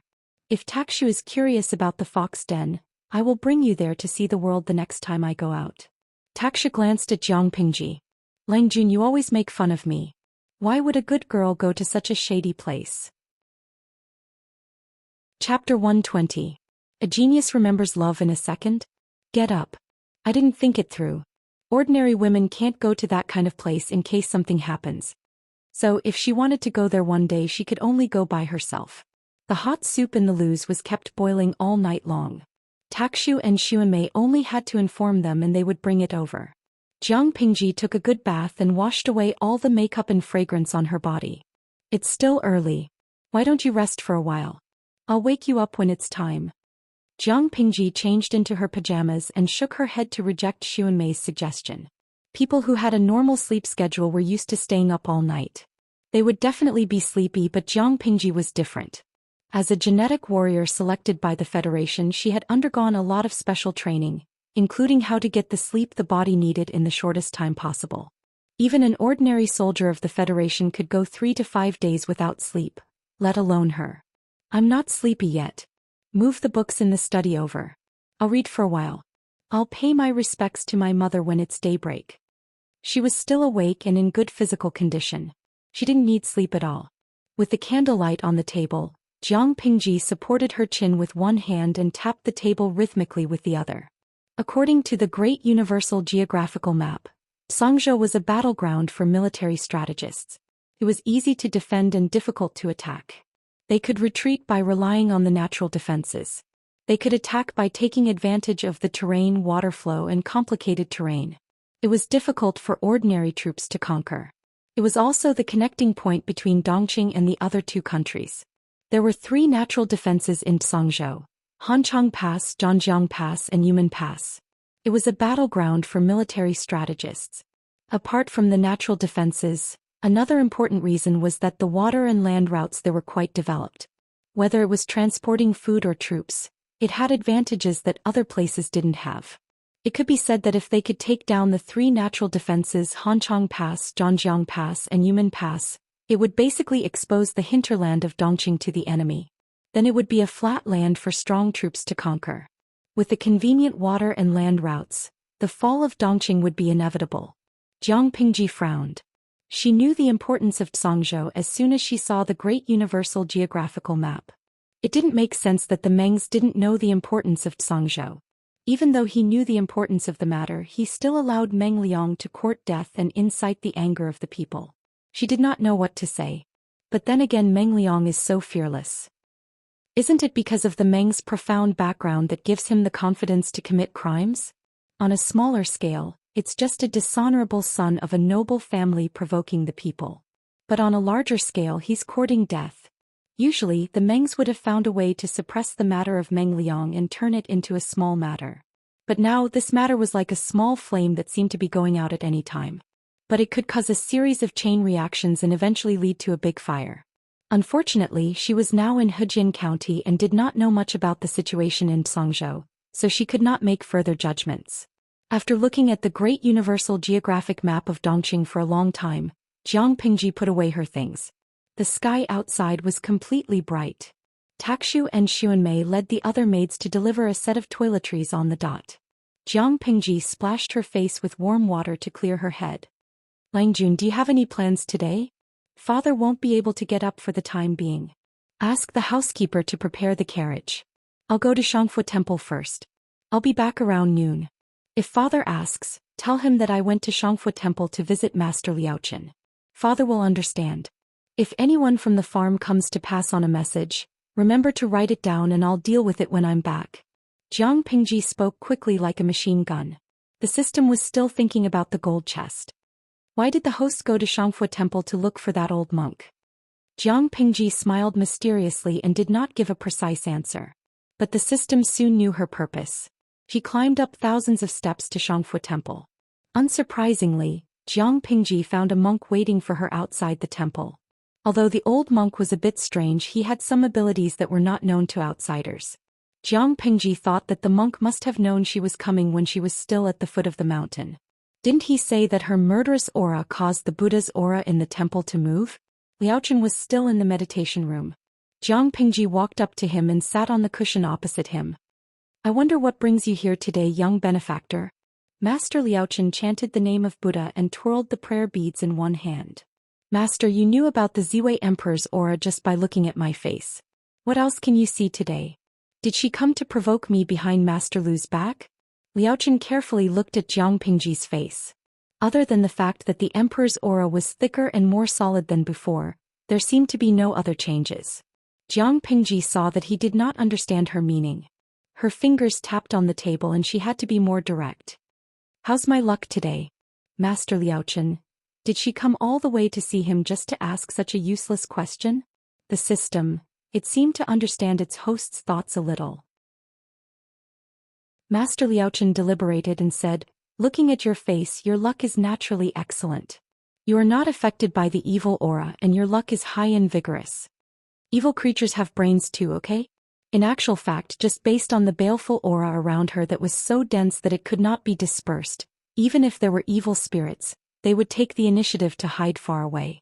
Others were afraid of ghosts, but when it came to her, it was the worry of ghosts. Oh, thank you for your guidance, Master. Jiang Pingji clasped her hands together and made a gesture that was not very standard. Master Liaochen was dumbfounded. Even though he was a highly respected monk, he still had some doubts in his heart. What kind of scheme did this young benefactor in front of him have? In fact, it was as simple as the system guessed. Jiang Pingji only treated Master Liaochen as a human luck testing machine. Today's luck was good and it was suitable to draw a gold chest. The system, damn idiot. Since she was already here, she asked all the questions she needed to ask to avoid leaving a knot in her heart. Master Liaochen, there is one thing I don't understand. Who else can see through the so-called Ziwei Emperor's aura like you? Jiang Pingji felt that this question had to be asked clearly, in case she did not know how she was attacked. You don't have to worry about this, young lady. Master Liaochen smiled and stroked his beard.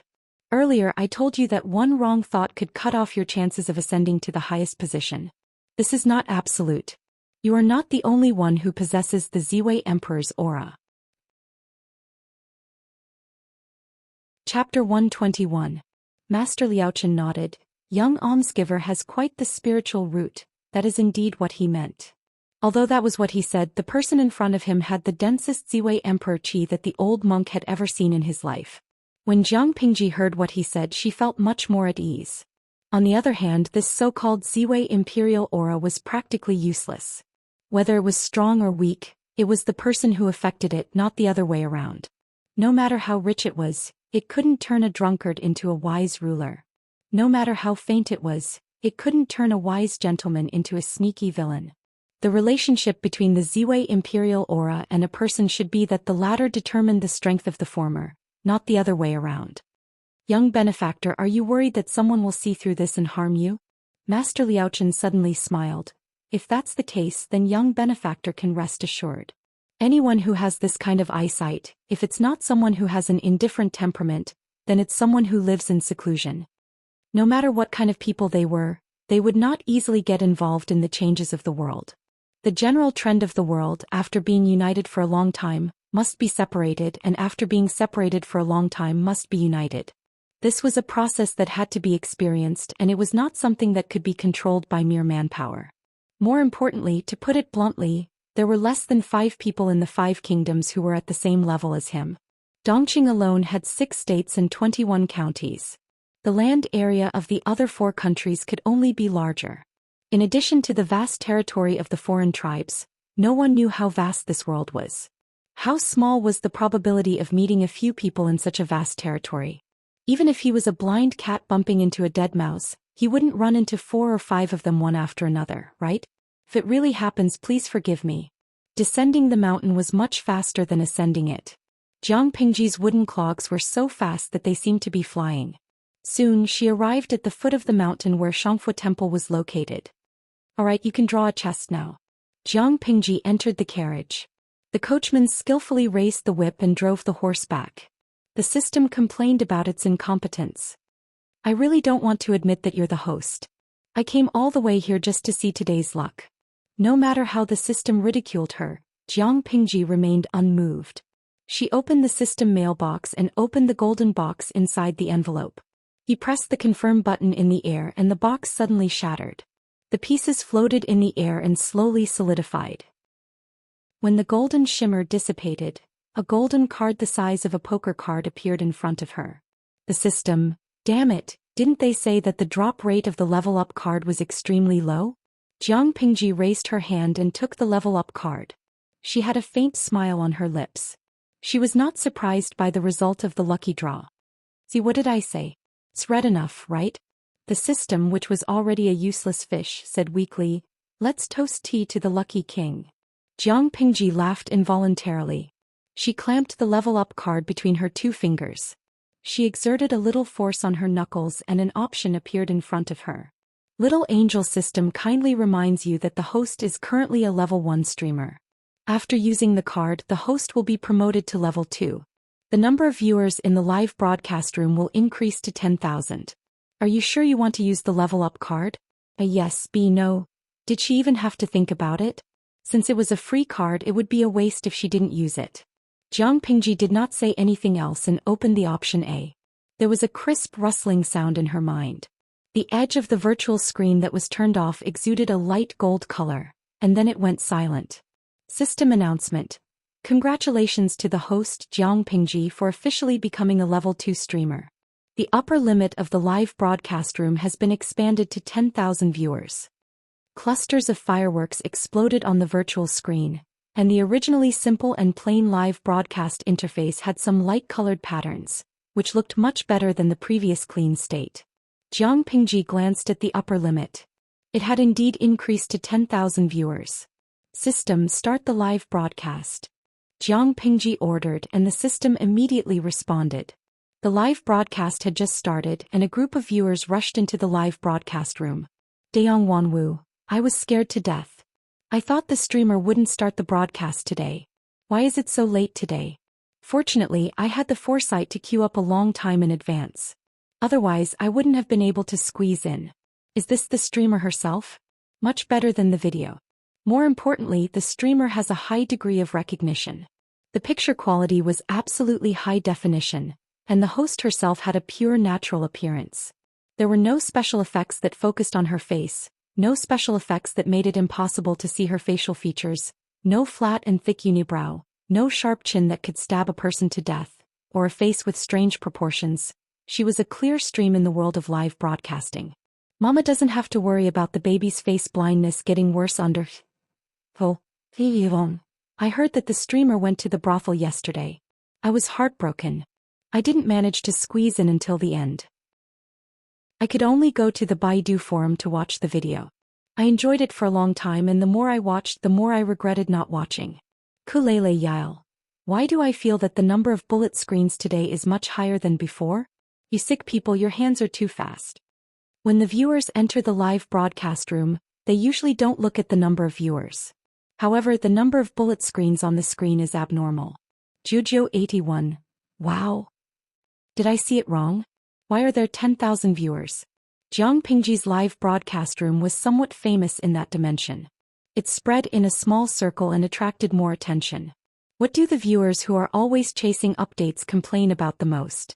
Of course, it was not easy to get a seat in the live broadcast room. There were only 3,000 viewers and it was impossible to get a seat if the internet speed was slow. What about now? Were their eyes playing tricks on them? Host V. This live broadcast room has officially been upgraded. It can now accommodate 10,000 viewers. Asterisk caret underfront caret asterisk. Faced with Jiang Pingji's bullet screen that was suspected of acting cute, many viewers felt that the contrast was cute.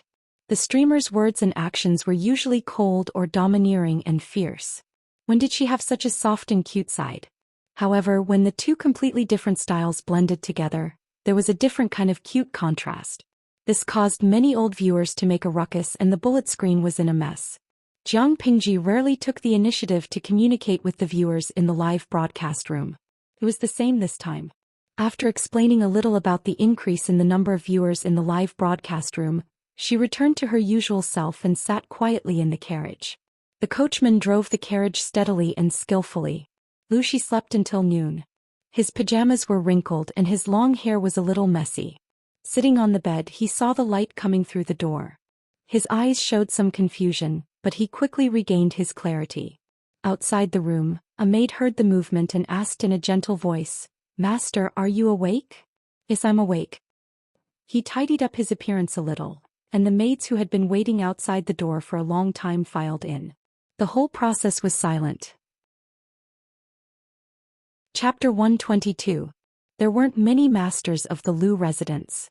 Other than Lu Shi, the second lady, Madame Hu, and the second Langjun, there were only the two concubines and their sons and daughters, who rarely appeared in public. The masters had gentle temperaments and would not deliberately make the work of the servants more difficult. In addition, the rules and regulations left by the late wife were clear, so as long as the servants of the Lu mansion completed their tasks, they would have plenty of free time to rest. Tong Sanyang was on her way to the embroidery workshop to buy a new batch of embroidery thread when she passed by a corner gate.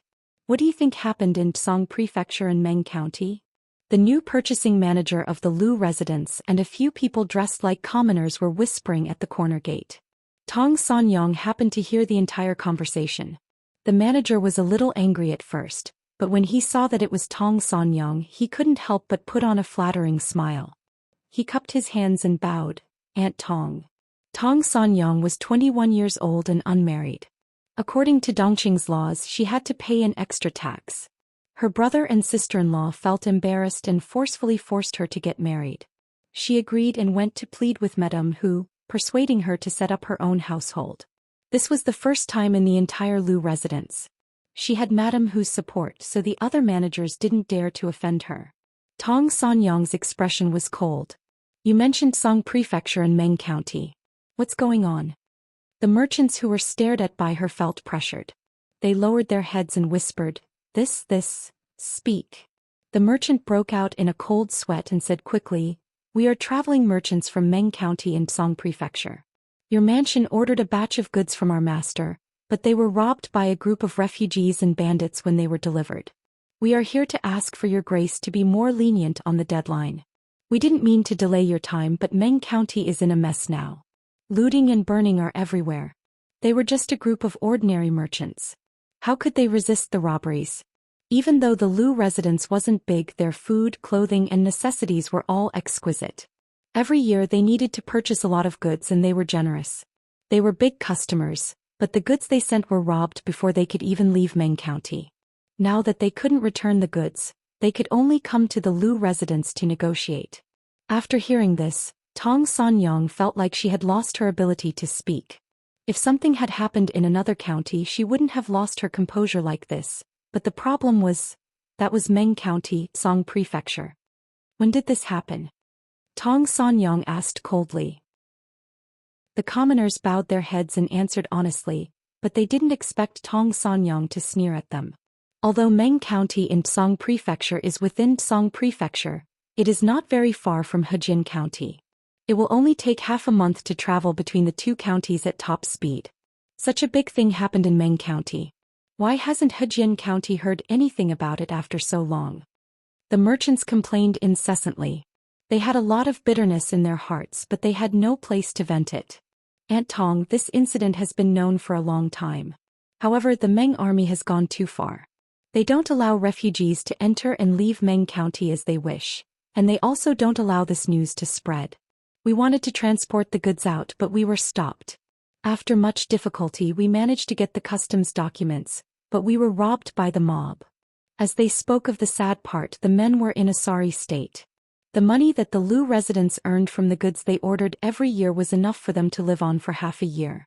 Now that the goods were robbed by the mob, they lost their goods and money, and they almost died on the way to Hejin County. Their days were like hell, and just thinking about it made them sad. If the Lu residents felt that they were wasting time and asked for compensation, then their losses would be even greater. Tong Sanyang's face turned solemn and her palms were sweaty. He seemed to remember something. "This matter is of great importance and we need Master's attention. How about this? Let the steward take you to wash up and I will report this to Master. If you have anything to say, you can tell Master later." When Tong Sanyang told Lu Shi about the incident, he was burning incense and practicing calligraphy. He was surrounded by a tranquil atmosphere. He put down the brush in his hand without changing his expression. If that's the case, let's ask those people to come here. He was wondering why only a few people knew about such a big incident in Meng County. It turned out that the Meng army had intentionally blocked the news. The Meng army? Lu Shi felt a flash of coldness in his heart, and a murderous look flashed across his calm eyes. How could you have such a day, Mei? The horse let out a long sigh, and the carriage slowed down until it stopped in front of the Lu residence. Jiang Pingji got out of the carriage and jumped off before the coachman could bring the bench. She saw that there was an unfamiliar carriage parked in front of the door. She frowned and asked the gatekeeper, "Is there a guest?" The gatekeeper answered respectfully, "Second Langjun, it's the lady's maiden family." Mother's side? Jiang Pingji raised her eyebrows. I wonder who it is. Because Lu Shi had gone to Hu County to take up his post, the women in the family rarely went out. They rarely interacted with Lu Shi's family, not to mention the second lady's maiden family in Langyi County. They would only interact with each other during festivals, but they rarely interacted with each other.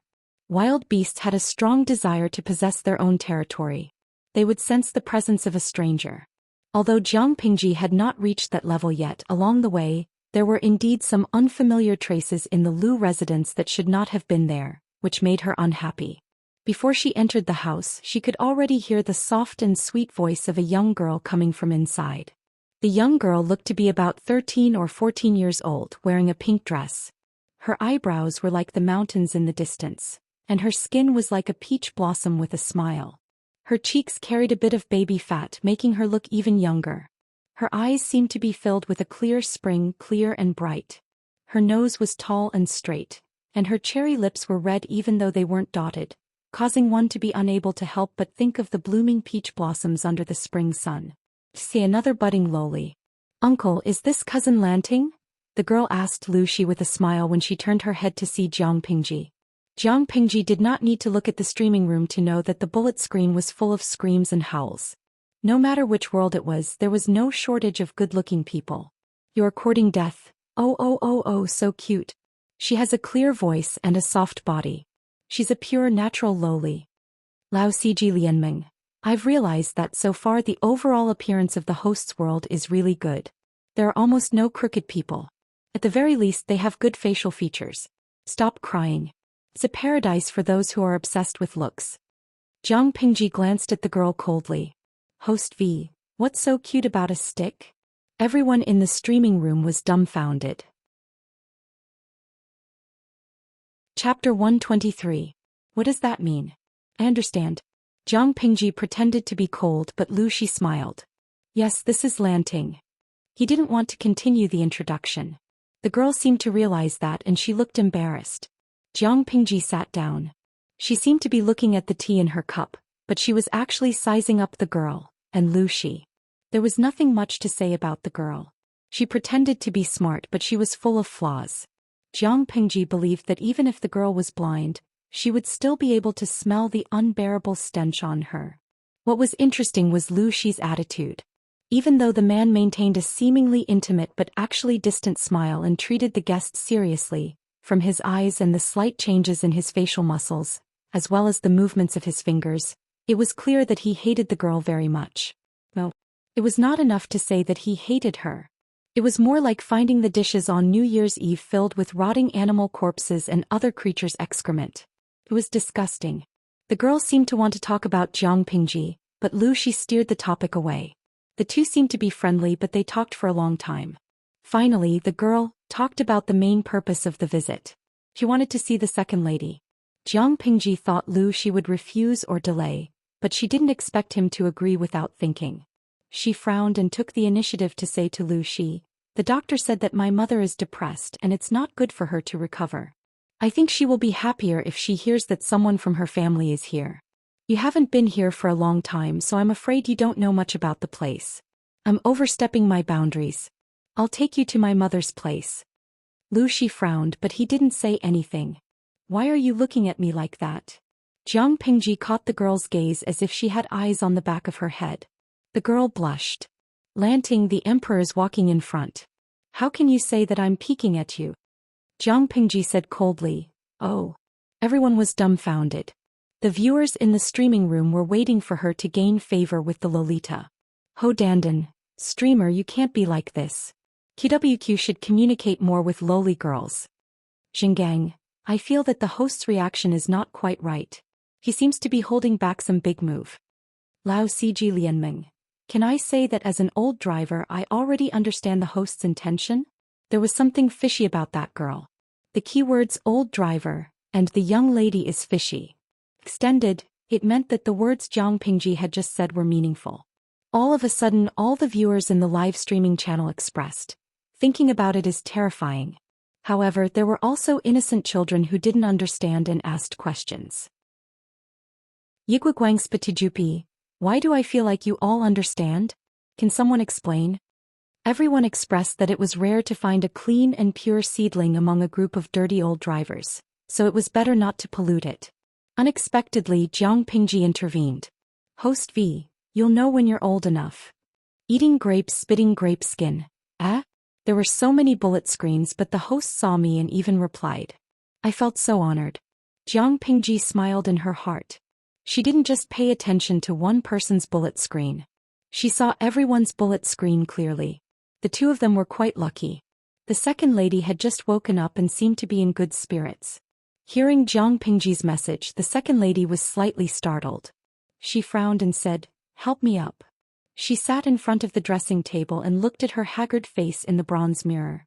Her expression was indifferent as she let the maid help her with her makeup. Her long hair was tied up in a bun. Because she was still sick, she didn't have many accessories on. She only wore 2 hairpins for decoration, so she didn't look too shabby. She had changed out of her wrinkled pajamas and changed into casual clothes that still had the fragrance of honey locust. With the help of the maid, she no longer looked haggard and tired. Instead, she looked more languid and elegant. That's good. Let's go see that. The second madam's tone was stiff for a moment before a beautiful smile bloomed on her face.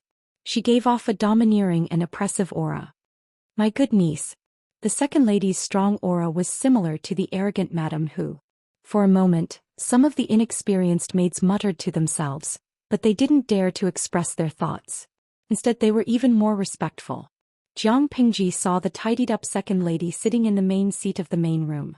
Her eyebrows twitched. What she feared would come true. Mother, you look much better than yesterday, Jiang Pingji said calmly. Jiang Pingji said calmly. She wanted to block the line of sight between the girl and the second lady. Unfortunately, the body she was in was that of a 12-year-old child. It had yet to fully develop, and it was almost a head shorter than the girl behind it. And this is. The second lady nodded and looked at Jiang Pingji lovingly. When she saw a familiar girl behind Jiang Pingji, her smile stiffened uncontrollably. She quickly regained her composure and teased Jiang Pingji with a smile. Which family are you from? You look so beautiful and adorable. Could it be that you brought her here today because you're pleased with her? It was Jiang Pingji's turn to be speechless. She said with a straight face, Mother, please don't tease me anymore. I don't want to ruin her reputation. Could it be that the maidservant who notified Mother just now didn't tell Mother clearly that there's a guest at home today and it's a cousin from Mother's maiden family? The second lady covered her mouth with her handkerchief and chuckled. She glanced at Jiang Pingji. You've really grown up. Can't I tease you a little? After saying that, the second lady shifted her gaze to the girl. She looked at her from head to toe without batting an eyelid. She had a familiar expression on her face. You look very familiar. I wonder which sister you are. Why did they allow you, a girl, to come all the way to Hejian County? The girl turned her head to look at Jiang Pingji awkwardly. She pulled her handkerchief nervously and looked at the second lady longingly. What was going on? She was hinting that it was inappropriate for an outsider like her to be present if she had something important to say to the second lady. Jiang Pingji looked at the girl's movements and eyes in silence. She sneered in her heart. She was smart enough to see through the girl's hint. However, she didn't want to follow the girl's wishes. She refused to move and didn't give her a chance to talk to the second lady alone. The atmosphere was awkward. In the end, the second lady asked Jiang Pingji to leave. Although she was sent out, her 5 senses were heightened at this moment.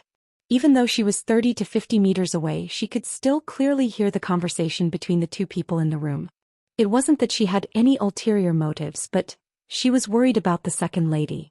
After making sure that Jiang Pingji was far away, the second lady looked at the girl. "You've grown up." As soon as the second lady opened her mouth, the girl suddenly knelt down and kneeled in front of the second lady. Her voice was choked with emotion. "Mother, I miss you." Chapter 124. Mother, Son. The spectators were so shocked that they dropped their melon seeds. With the help of the special hidden camera angle of the streaming system, the audience in the streaming room could clearly see what was happening in the room even if they did not have Jiang Pingji's 5 senses. They expressed that they were all scared out of their wits. "You're courting death. I'm scared to death." Could it be that the girl is the original owner of the host's body? If she wasn't the original owner of this body, why would she call the second Madam Mother? At first glance, this logic seemed to be somewhat interesting. However, if one thought about it for a bit, they would know that it was nonsense. Lao Siji Lianming. Now is not the time to worry about this, right? Didn't you hear that sound? Although the young man's voice was still changing and it was difficult to distinguish whether he was male or female, if one listened carefully, one could still distinguish that there was a big difference between a male and female voice. The voice that the youth blurted out just now was clearly that of a youth, not a girl. In other words, Jiang Pingji's *T stirrer had a deeper meaning. She was really a girl. The viewers in the livestream room clutched their chests, expressing that they were hurt, feeling that they had fallen into a trap. Why would a man dress up as a girl? They could understand cosplay as a hobby, but it shouldn't be built on the basis of hurting their young hearts. Where's your sincerity? Fed to the dogs. It was as if someone had finally managed to hook up with a goddess. After going through a lot of trouble, the two of them agreed on a time, entered the room and even took off their pants. In the end, the goddess told him that she was a man with a penis and that he could only endure it. Where's the basic trust between people? What about trust? What about trust? Why did they have to hurt each other? Of course, there were also people who were gloating. Cafeteria Daffinanti. It's so cute. It must be blue boy paper. */w***. Jiang Pingji was speechless. Can you straighten your tongue before you speak? It didn't take me much effort to get it. I thought I would have to turn the entire Hejian County upside down. I didn't expect it to come to me. She casually plucked a leaf, wiped it clean and held it in her mouth. She had a sloppy look on her face without the slightest hint of elegance. The system was puzzled. What do you mean by that? Jiang Pingji secretly rolled her eyes. Do you still remember what happened yesterday? He is the leader I'm looking for. He's Meng Liang. The system was so shocked that it typed a few exclamation marks.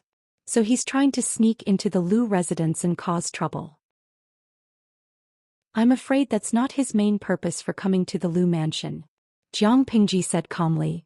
Rather than saying that he sneaked in, it's better to say that he moved in openly. His purpose is to get the Lus to help him conceal his identity. Don't forget that Meng Liang is being chased by a captain who disappeared. Maybe that captain is just hiding and following him, waiting for an opportunity to assassinate him. But how did you know he was Meng Liang? The system expressed that it had initially thought that the other party was a pure girl. Judging from her initial attitude, she should have seen through his disguise the first time they met. If it had not happened last night, the expression on Meng Liang's head would have been, a man dressed as a woman with a promiscuous private life. But Jiang Pingji had already known about Meng Liang's actions. She did not kill him the moment they met, which was something to be thankful for. Jiang Pingji said lightly, with your IQ I think it's hard to explain. The system, F***CK. Mother, I miss you. The girl.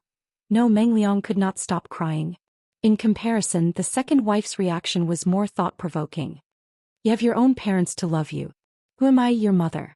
She looked down as if she had seen through the mortal world, but there was a hint of sadness and pity in her eyes. Meng Liang, who had been observing her in secret, saw it. Mother, are you reprimanding me for not being filial and forcing me to die? Meng Liang's eyes were red as he bit his lower lip and whispered, Mother, you're a good person. After separating from father you got married. Did you think about my situation with brother in the Meng family? That sentence was like a sharp, snow-white knife, piercing into the second madam's heart. Fatal stab. That lowly servant girl instigated father all these years. Not only did she suppress and treat brother harshly, she also supported our son both openly and secretly. Not only did she cause dissension between our son and brother, she also intentionally turned our son into a playboy until he committed a grave mistake. What a vicious scheme to kill two birds with one stone. The second wife looked down at Meng Liang, who was kneeling on the ground and holding back his tears. She said coldly, "You've seen it clearly. Mother, you have to save me this time." Meng Liang looked up, his face full of tears. "If Mother did not do anything, I would not have been able to live. Mother, I beg you, you have to save me. I'm not afraid of death, I just don't want to die with a bad reputation. If I die, that be asterisk teeth will not let brother go." The second wife raised her hand to her forehead. Her head was throbbing. "A man doesn't cry easily. You're crying like this. What's the difference between you and a girl? That be asterisk teeth is good. She raised you into a man who is neither a man nor a woman. You don't have the noble bearing of Duke Meng. You know she's trying to kill you by flattering you. Why didn't you control yourself? Instead you chose to indulge yourself." Her voice became stern and she scolded him. Meng Liang looked respectful on the surface, but he was secretly clenching his fists.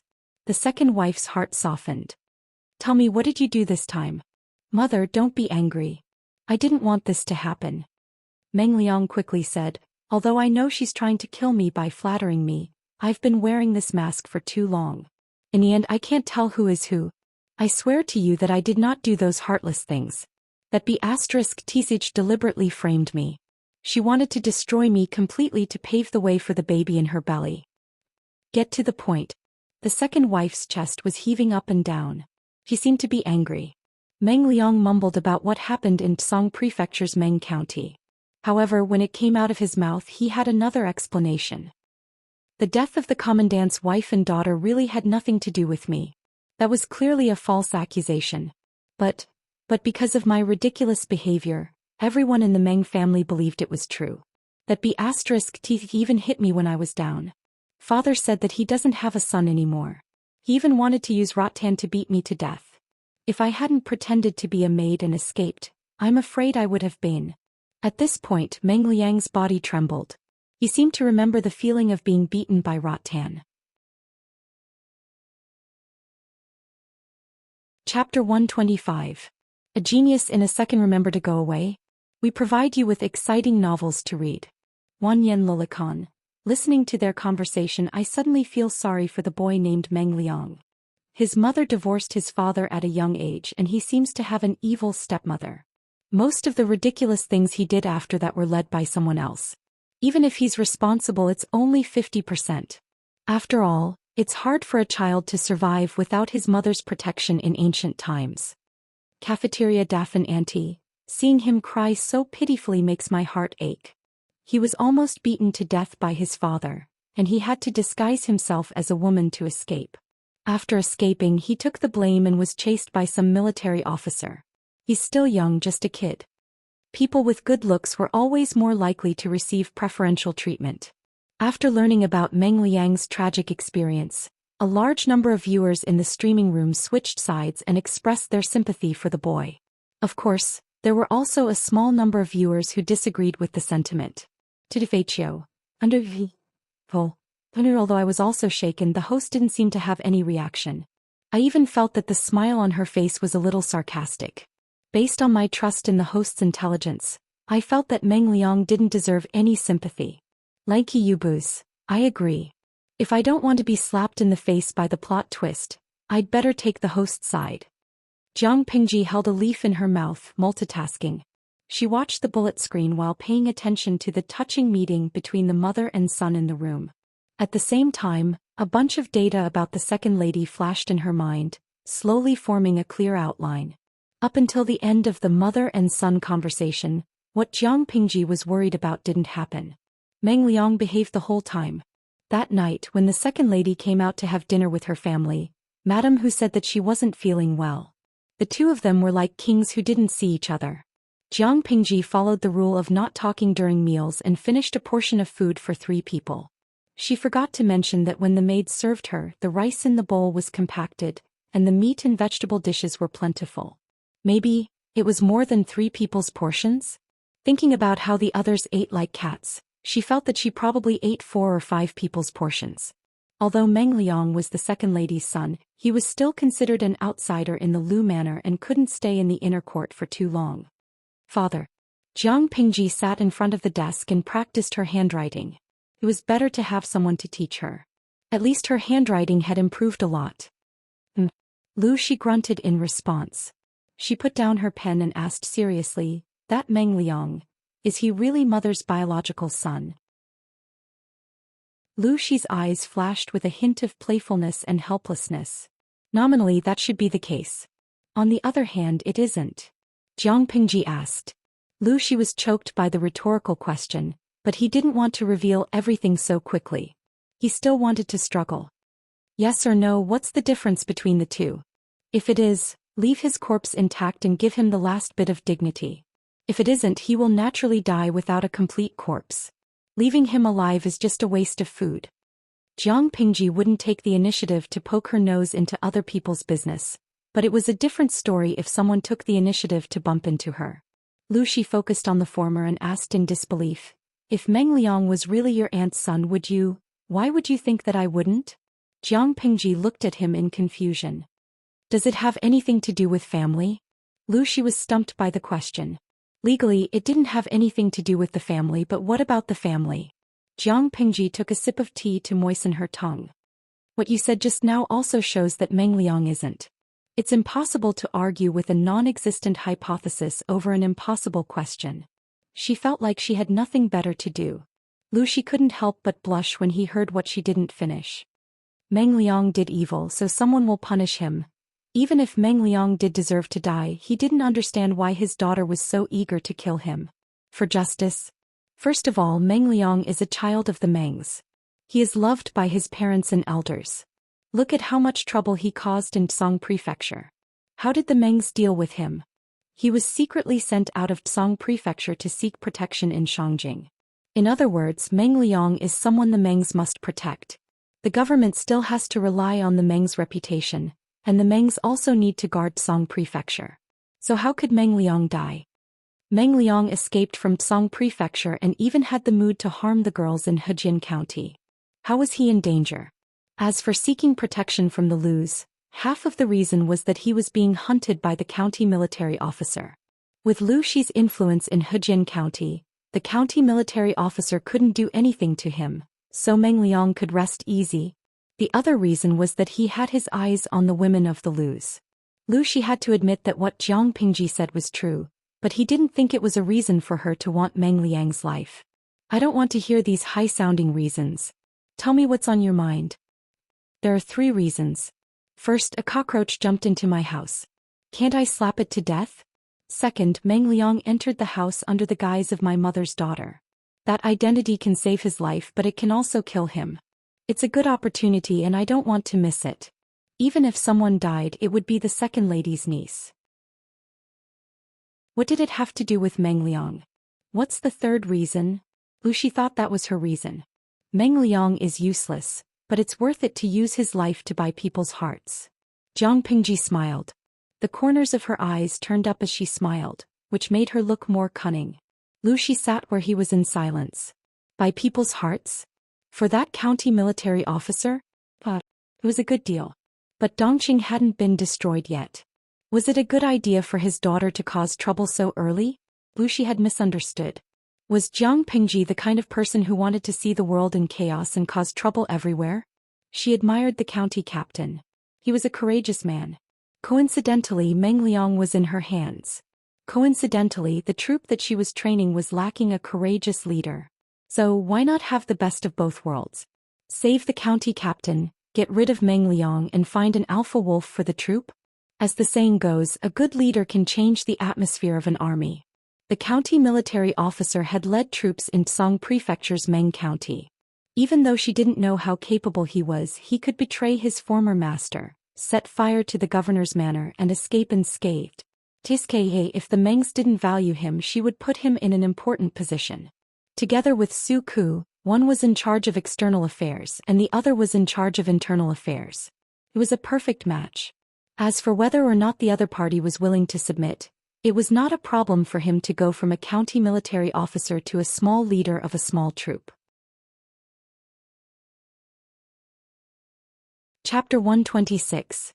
The system said, "So you plan to use Meng Liang's life in exchange for his loyalty? Have you asked for Meng Liang's opinion before doing so?" Jiang Pingji snorted and asked the system, "Do I need to ask for the opinion of a prisoner who has been deprived of all his rights?" The system said, "You want to go to heaven?" Jiang Pingji laughed and rolled her eyes. "I've never come down from heaven." The system was speechless. Could she be any more shameless than that? The system was not the only one who thought that Jiang Pingji wanted to go to heaven. Even Lu Shi felt the same way. At a time like this, shouldn't a normal person be thinking about how to get rid of the hot potato that was Meng Liang? Or should they be preparing to protect themselves so that they wouldn't get revenge because of Meng Liang? But what about Jiang Pingji? Her first reaction was to use Meng Liang as a favor to win him over. Could it be that this was the main reason why she could become the Taizu of the Jiang dynasty in the future, and why all her opponents who competed with her for supremacy were either killed or imprisoned forever, and almost none of them could die of old age? To be honest, for the first time Lu Shi felt the pressure on his shoulders. "Father, you don't agree?" Jiang Pingji frowned when she saw Lu Shi's silence. She recalled the conversation and felt that she had overlooked something. "It's not that I'm against it. From the bottom of my heart I support it. But, Lanting, don't you think you're being too cold? It's just a silly assumption, but if it's true then Meng Liang is your stepmother's son. Have you thought about how sad your stepmother will be when you say you want to kill Meng Liang with your own hands?" Lu Shi wanted to be tactful, but the words that came out of his mouth were too direct. "Your mother treats you well. Can you bear to kill her son in return?" Jiang Pingji looked down. Lu Shi's question was indeed something she had overlooked. Or rather, she had never cared about it. In ancient times, people were particular about bloodlines, but Jiang Pingji had never had such an impression. She was an orphan from the Federal War. Her parents' dates of birth and death were unknown. She had no memory of them at all. It was not that she did not remember them, but her memory had been erased. This was something that almost every genetic warrior would experience. Genetic warriors were a combat force secretly nurtured by the Federation. They were born for the sake of victory. As long as they were absolutely loyal, the rest of their memories would only be a burden. Before being nurtured, those memories were not allowed to exist. This was also to screen out the possible existence of spies.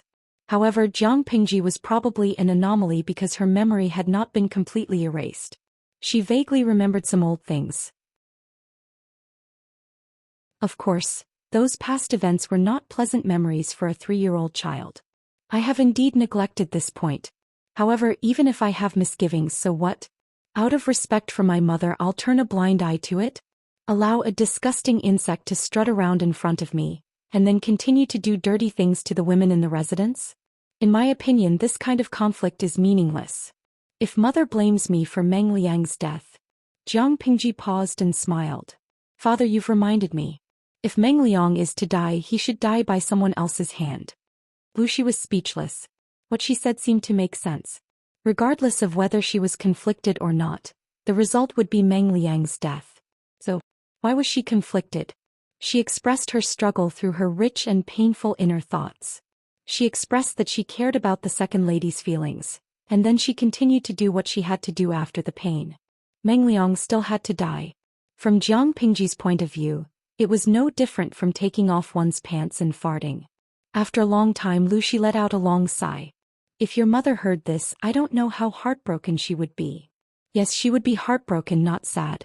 Jiang Pingji did not know that the mother Lu Shi was talking about was not the second lady, but Gu Min had once told Lu Shi that, according to historical research, the Emperor Qin of the Jiang dynasty had a very serious emotional disorder. It was a very serious mental illness, so serious that it caused political turmoil. In other words, his daughter had already started to get sick, but it was not as serious as it seemed. Thinking about this, Lu Shi's other emotions gave way to the heartache in his heart. He was secretly glad that it was better to find out sooner than later. The sooner he could see the doctor and take the medicine, the sooner he could recover. He raised his hand and stroked Jiang Pingji's hair. "It's okay. Let the doctor come and take a look." You can't hide your illness for fear of treatment. What kind of illness was mental illness? Lucy did not understand because he was not a doctor. That kind of problem should be solved by professionals. Jiang Pingji was speechless. She had thought that it would create a rift between her and Lu Shi, or that he would be wary of her, but things did not go according to plan. Lu Shi reminded her, Meng Liang is indeed a fake, but your mother does have a son. He is Meng Liang's brother Meng Heng. If you meet him in the future, don't fight and get along with him. He is a talented person. Was he hinting for her to poach him? Jiang Pingji thought expressionlessly, if Meng Liang is not my mother's son, why would he do that? Even if he was a fake, he should be pretending to be Meng Heng, not Meng Liang. It's a long story. The grudges of the previous generation are all about the private affairs in the backyard. Lu Shi looked worried when he mentioned it, but he did not hide it from Jiang Pingji. You're not young anymore. It's good to hear about it. Otherwise you will be deceived in the future. Jiang Pingji was speechless. Wait a minute, there seems to be something wrong with these words. Lu Shi continued. He changed the way he addressed her to distinguish Gu Min from his second wife. When your aunt was still a virgin, her name was Gu Zhen. Although she was a daughter of a concubine, she was very close to Gu Min. She was like a mother to Gu Min, so she was not much different from a legitimate daughter. When she was 15 years old, she was engaged to Meng Zhan of the Mengs. But most men in the world like the new and hate the old, and few are devoted. I was wrong. I didn't expect him to be a beast in human skin. Jiang Pingji listened carefully and frowned. Is the Meng Zhan you mentioned the current chief of Meng Prefecture? The man who connived with Meng Liang, forced his men to betray him and burn down the chief's manor? That was incredible. Lu Shi looked disgusted when he mentioned it. Yes. Chapter 127. We provide you with wonderful novels to read. How did the second lady know that Meng Liang wasn't her son? It was simple. She tried her best to give birth to the child. She heard people say that the cinnabar mole between her husband's eyebrows was beautiful and that he was blessed. But when she woke up, she found that her son didn't have a cinnabar mole between his eyebrows. He was born weak and small. 2 days later, she heard that Meng Zhan's concubine had given birth to a child who died prematurely. Because the child died prematurely, it was buried hastily. Also, the child had a mole between his eyebrows. The second lady was suspicious. She tried to ask Meng Zhan about it to see his reaction. However, the relationship between them had been broken for a long time. Meng Zhan always yelled at her and humiliated her. He didn't care about her dignity as the matriarch of the family. He helped his concubines torture her. The second lady's body quickly deteriorated due to the oppressive life and the lack of care after the birth. But this violent life was just the beginning. Meng Zhan believed that the second son she gave birth to was the son of adultery. He hated her to the core. How could he let her stay in his yard so comfortably? But if he killed her, he thought it would be too easy on her. 5 or 6 years of torture was enough to turn a beautiful lady into a woman with sunken eyes. She was as skinny as a stick. She looked like neither a human nor a ghost. Meng Zhan didn't want to kill her. But it was better to stab her than to torture her with a blunt knife. In the first 2 years, Meng Zhan and your aunt had a good relationship. There were some conflicts, but nothing serious. I went to Meng County with Gu Min to visit your aunt a few times. Not long after, your eldest brother passed away. Gu Min's health was getting worse. The two families had less contact. It was my fault for trusting Meng Zhan too much. I didn't realize that the things we used to communicate with each other were not prepared by your aunt. Gu Min's body got better after she gave birth to twins. When she started to manage the account books again, she realized that there was something wrong with the communication between the Lus and Meng Zhans. Gu Min, who was always smart, noticed something was wrong. She tried to send invitations to the Mengs a few times. Of course, none of the invitations reached Gu Zhen. They were like stones in the ocean. The Mengs of Zhangzhou are so powerful. No matter if I visited your residence or sent an invitation, I was unable to see your aunt. At that time, Lu Shi felt that his wife was overthinking things. He and Meng Zhan were classmates and close friends. They were also brothers-in-law. Gu Zhen was in Meng Zhan's backyard. What could possibly happen? In the end, he was slapped in the face. Lu Shi nodded. She lost her second son, but her eldest son is still in the Mengs. I thought that even though Meng Zhan is despicable, Even a vicious tiger would not eat its own cubs. I didn't expect that your aunt would take it to heart, and her health became worse. The second lady's life in the Lus was not good, so her eldest son could be less tortured in the Mengs. So, that's why my mother pretended not to know the truth when she saw Meng Heng. Yes. It was indeed frustrating. Wuxia sneered. She was born in the wild. The Mengs of Zhangzhou are just a joke. At the same time, the audience in the streaming room exploded. Sleeping sanguis Xianxia, watching the whole story. Women in ancient times had a hard life. The second lady was born in a good family, but her husband's family was so powerful.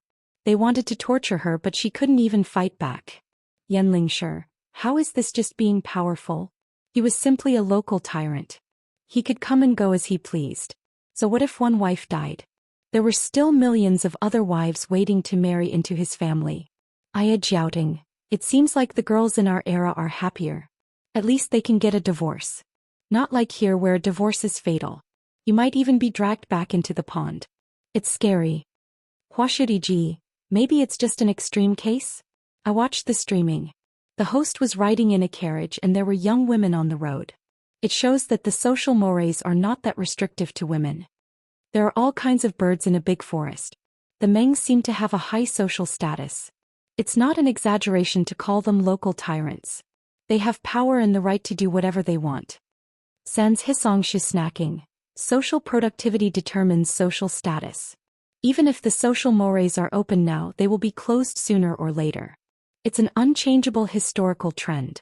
Women's status will only get lower with men's demands. Jiang Pingji was lost in thought as she read the bullet screen. Chapter 128.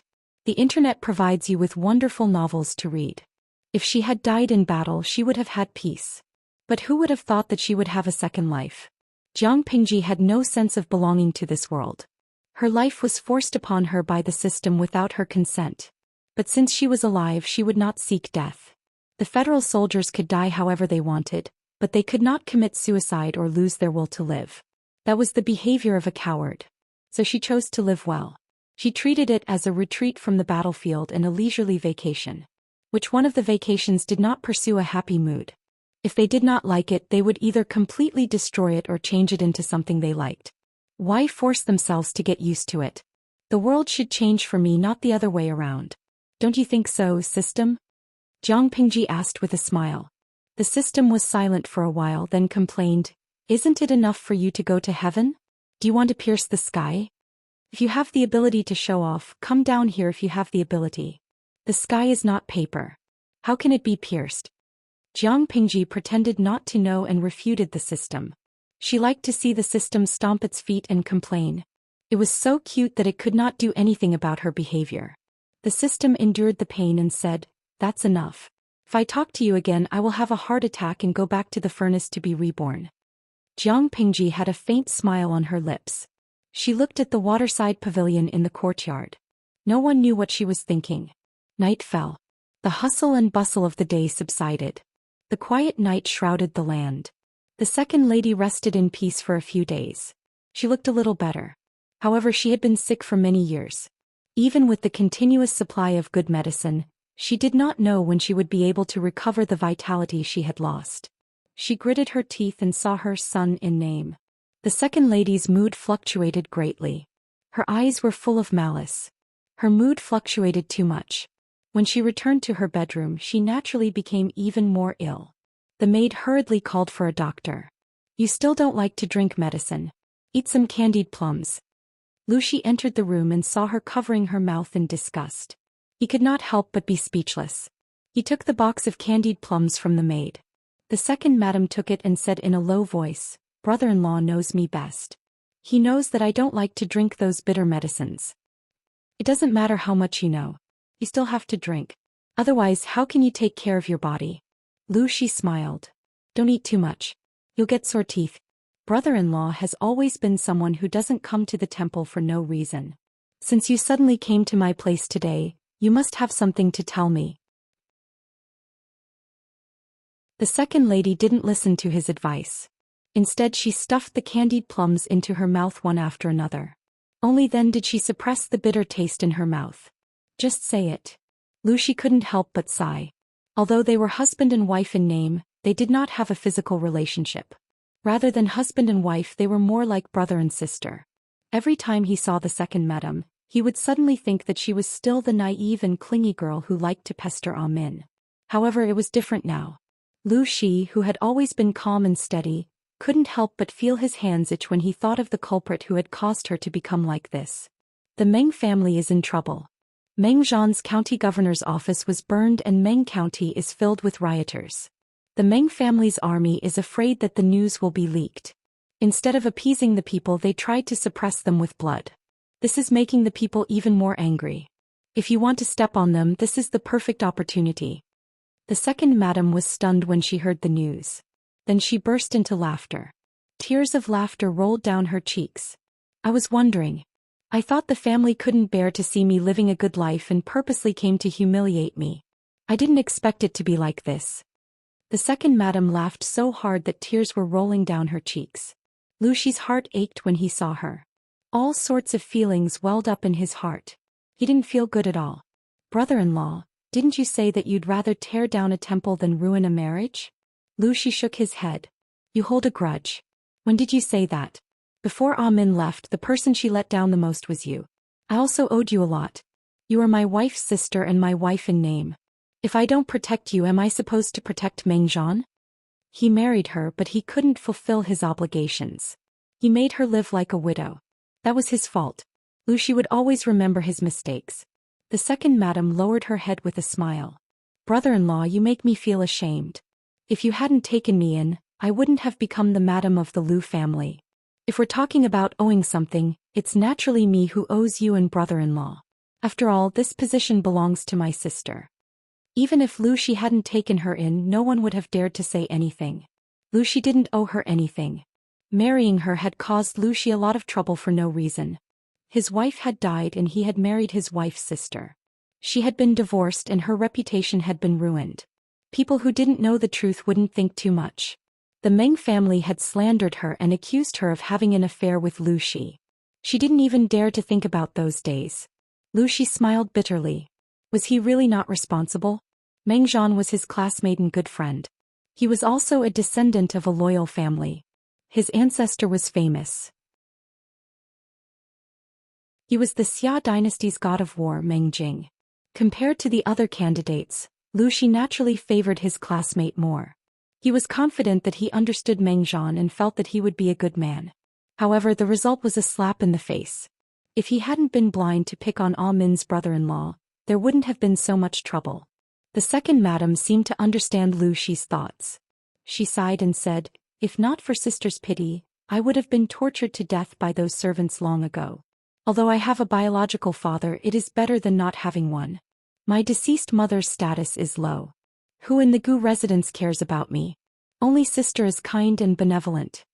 Gu Min was only a few years older than her, but she always felt like her sister had raised her. If not for sister saving me from the well back then, would there be the Gu Zhen of today? The first madam did not care about Gu Zhen's marriage. It was her married sister who helped her pick a good husband in private.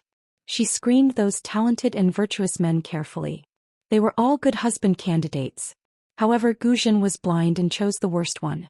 If she had not been stubborn and rebellious back then and had married the man her sister had painstakingly picked, her life now would be so comfortable that those noble ladies would die of envy. However, her life now was pretty good. The second madam looked down and curled her lips up slightly. She would be content with what she had. She would take good care of her sister's only child in this world. She would enjoy the blessings that her sister could not. Now she could recuperate in peace. The real good days were yet to come. As for Meng Zhan, it was as her sister said. Take revenge if you have a grudge, and take revenge if you have a grudge. Humans only live for a few decades. If you can be stubborn, why let yourself be sullen? Every dog has its day. There will be a day when Meng Zhan will kneel at my feet like a stray dog, as lowly as an ant. Chapter 129. The humiliation she had suffered in the backyard of the Meng family, the nightmares she had endured, and the pain of losing her son would all be repaid by the culprit 1,000 times over. Not only that, but he also had to avenge his sister. She knew her sister very well and her brother-in-law treated her very well, unlike her who was tortured in the Meng residence. How could she have a shorter life than her? Lu she sighed softly. He had no temper with his deceased wife's stepsister. You don't have to mess with Meng Zhan because of me. It's not that I don't work hard, but I don't want you to dirty your hands for someone like that. The second lady's eyes flashed with anger. What does he have to make you worry about him? But if we miss this opportunity, I'm afraid that given the resources of the Meng clan, it will be difficult to shake them. The second lady snorted coldly and glanced at Lu Shi. Brother-in-law has always been ruthless. Why are you pretending to be ignorant now? Lu Shi was speechless. Could he say, black-hearted and vicious, was not a good word? They really were sisters. Praising someone was like scolding someone. Opportunities don't come often, but it's not like there won't be a next time. When killing an enemy, the most taboo was not to kill with one strike. If my brother-in-law trampled on the Mengs this time, it wouldn't hurt at all. Instead, it would incite their hatred and bring trouble to our doorstep. Brother-in-law has been operating in Hu County for many years and it is not easy to get such a good position. If we lose it because of this, it will not be worth it. If I'm going to fight, I naturally have to kill him in one strike. The second madam smiled coldly. She had endured those years of living a life worse than death. She could afford to wait a few more years. Lu Shi stared at her for a long time and heaved a sigh of relief. It's great that you can think that way. The second madam glanced at him and said angrily, does brother-in-law think that when is an ignorant girl? I'm just worried that you'll take things too hard, Lu Shi muttered. Although she had married the man in front of her and given her a place of protection, she was stubborn and opinionated. She knew that the Meng family would not let it go so easily. In order to prevent the Meng family from implicating her further, she refused to cooperate with them. She did not take the medical officer's advice to heart. She was delaying her illness, torturing herself and refusing to receive proper treatment. How could Lu Shi's heart bear it? Now that Gu Zhen was willing to let go, he felt as if a heavy burden had been lifted from his heart. If she continued to be stubborn as her brother-in-law, there was nothing he could do. It's good that you've thought it through. Recuperate well. As long as you get better soon, I'll provide you with delicacies every day. Of course. When have I ever been polite to brother-in-law? The second madam snorted and asked, let's not talk about this first. Have you thought about how to deal with Meng Liang? How dare he openly claim the title of my son? Is he worthy of that with his background? Lu Shi thought about it carefully. Jiang Pingji's words appeared in his mind and he revealed a little. Every wrong has its perpetrator and every debt has its debtor. Why are you dragging an innocent child into this? Lu Shi's first sentence made the second madam's face darken, but the second half of his sentence lightened up. Moreover, your brother-in-law is the chief of a county. I can't do anything to a child. The second madam was smart, or else Meng Zhan would not have fallen in love with her at first sight.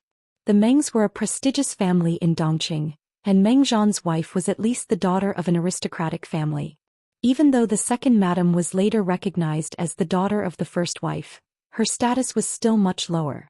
Lu Shi's words were vague, but as smart as she was, she immediately understood what he was hinting at. With Lu Shi's current status, it was indeed embarrassing for him to make a move on a junior, but it shouldn't be a problem for his children, right? However, the Mengs were still deeply rooted in Dongqing, and they could not be easily shaken. If he wanted to do anything to Meng Liang, he could not drag the Lus into it, lest the furious Mengs pursue the matter. It was not worth alerting the enemy now. In a few words, Meng Liang's situation had become extremely dangerous, but Lu Shi did not have the slightest premonition of impending danger. Just like what mother said, the Lus are a pile of mud that can't be helped. Look, I can see the fire in Lu Zhongqing's eyes, but he has to suppress his anger. He doesn't dare to touch me. He is such a coward, but father still thinks he is powerful and fears him everywhere. The girl, who was originally beautiful and charming, was lying on the comfortable bed. She tilted her head and saw the neatly arranged clothes on the side. She casually picked them up with her fingers and snorted in disgust, as if she was holding something dirty in her hand. This is so shabby. This kind of lousy material is only worn by the servants in the manor. Lu Zhongqing actually sent it here to humiliate me. She followed Meng Liang into the manor, and the manservant who was pretending to be a maid hurried forward to stop Meng Liang from throwing the clothes out. she kept muttering. My Langjun, you are wandering outside, so of course you are not as good as in the manor. Although this kind of material is shabby, it only became popular 3 years ago in Shangjing. Hejin is a poor and remote place. I heard that some gentry families can't even keep their basic decency. It's already good enough to have clothes to cover their bodies. Langjun, just bear with it for a while. When the matter blows over, master and madam will come to take you back. Meng Liang secretly gritted his teeth in anger, but he had to admit that what the manservant said made sense. It was not the time to be picky. If it weren't for Meng Hun, I wouldn't have to suffer like this. Hearing what the manservant said, Meng Liang suddenly became angry.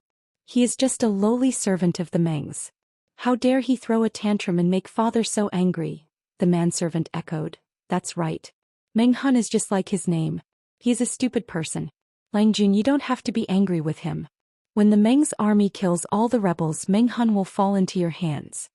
Meng Hun was the powerful man who burned down the county governor's mansion. He used to be a servant of the Mengs and had climbed to the position of the county governor with great effort.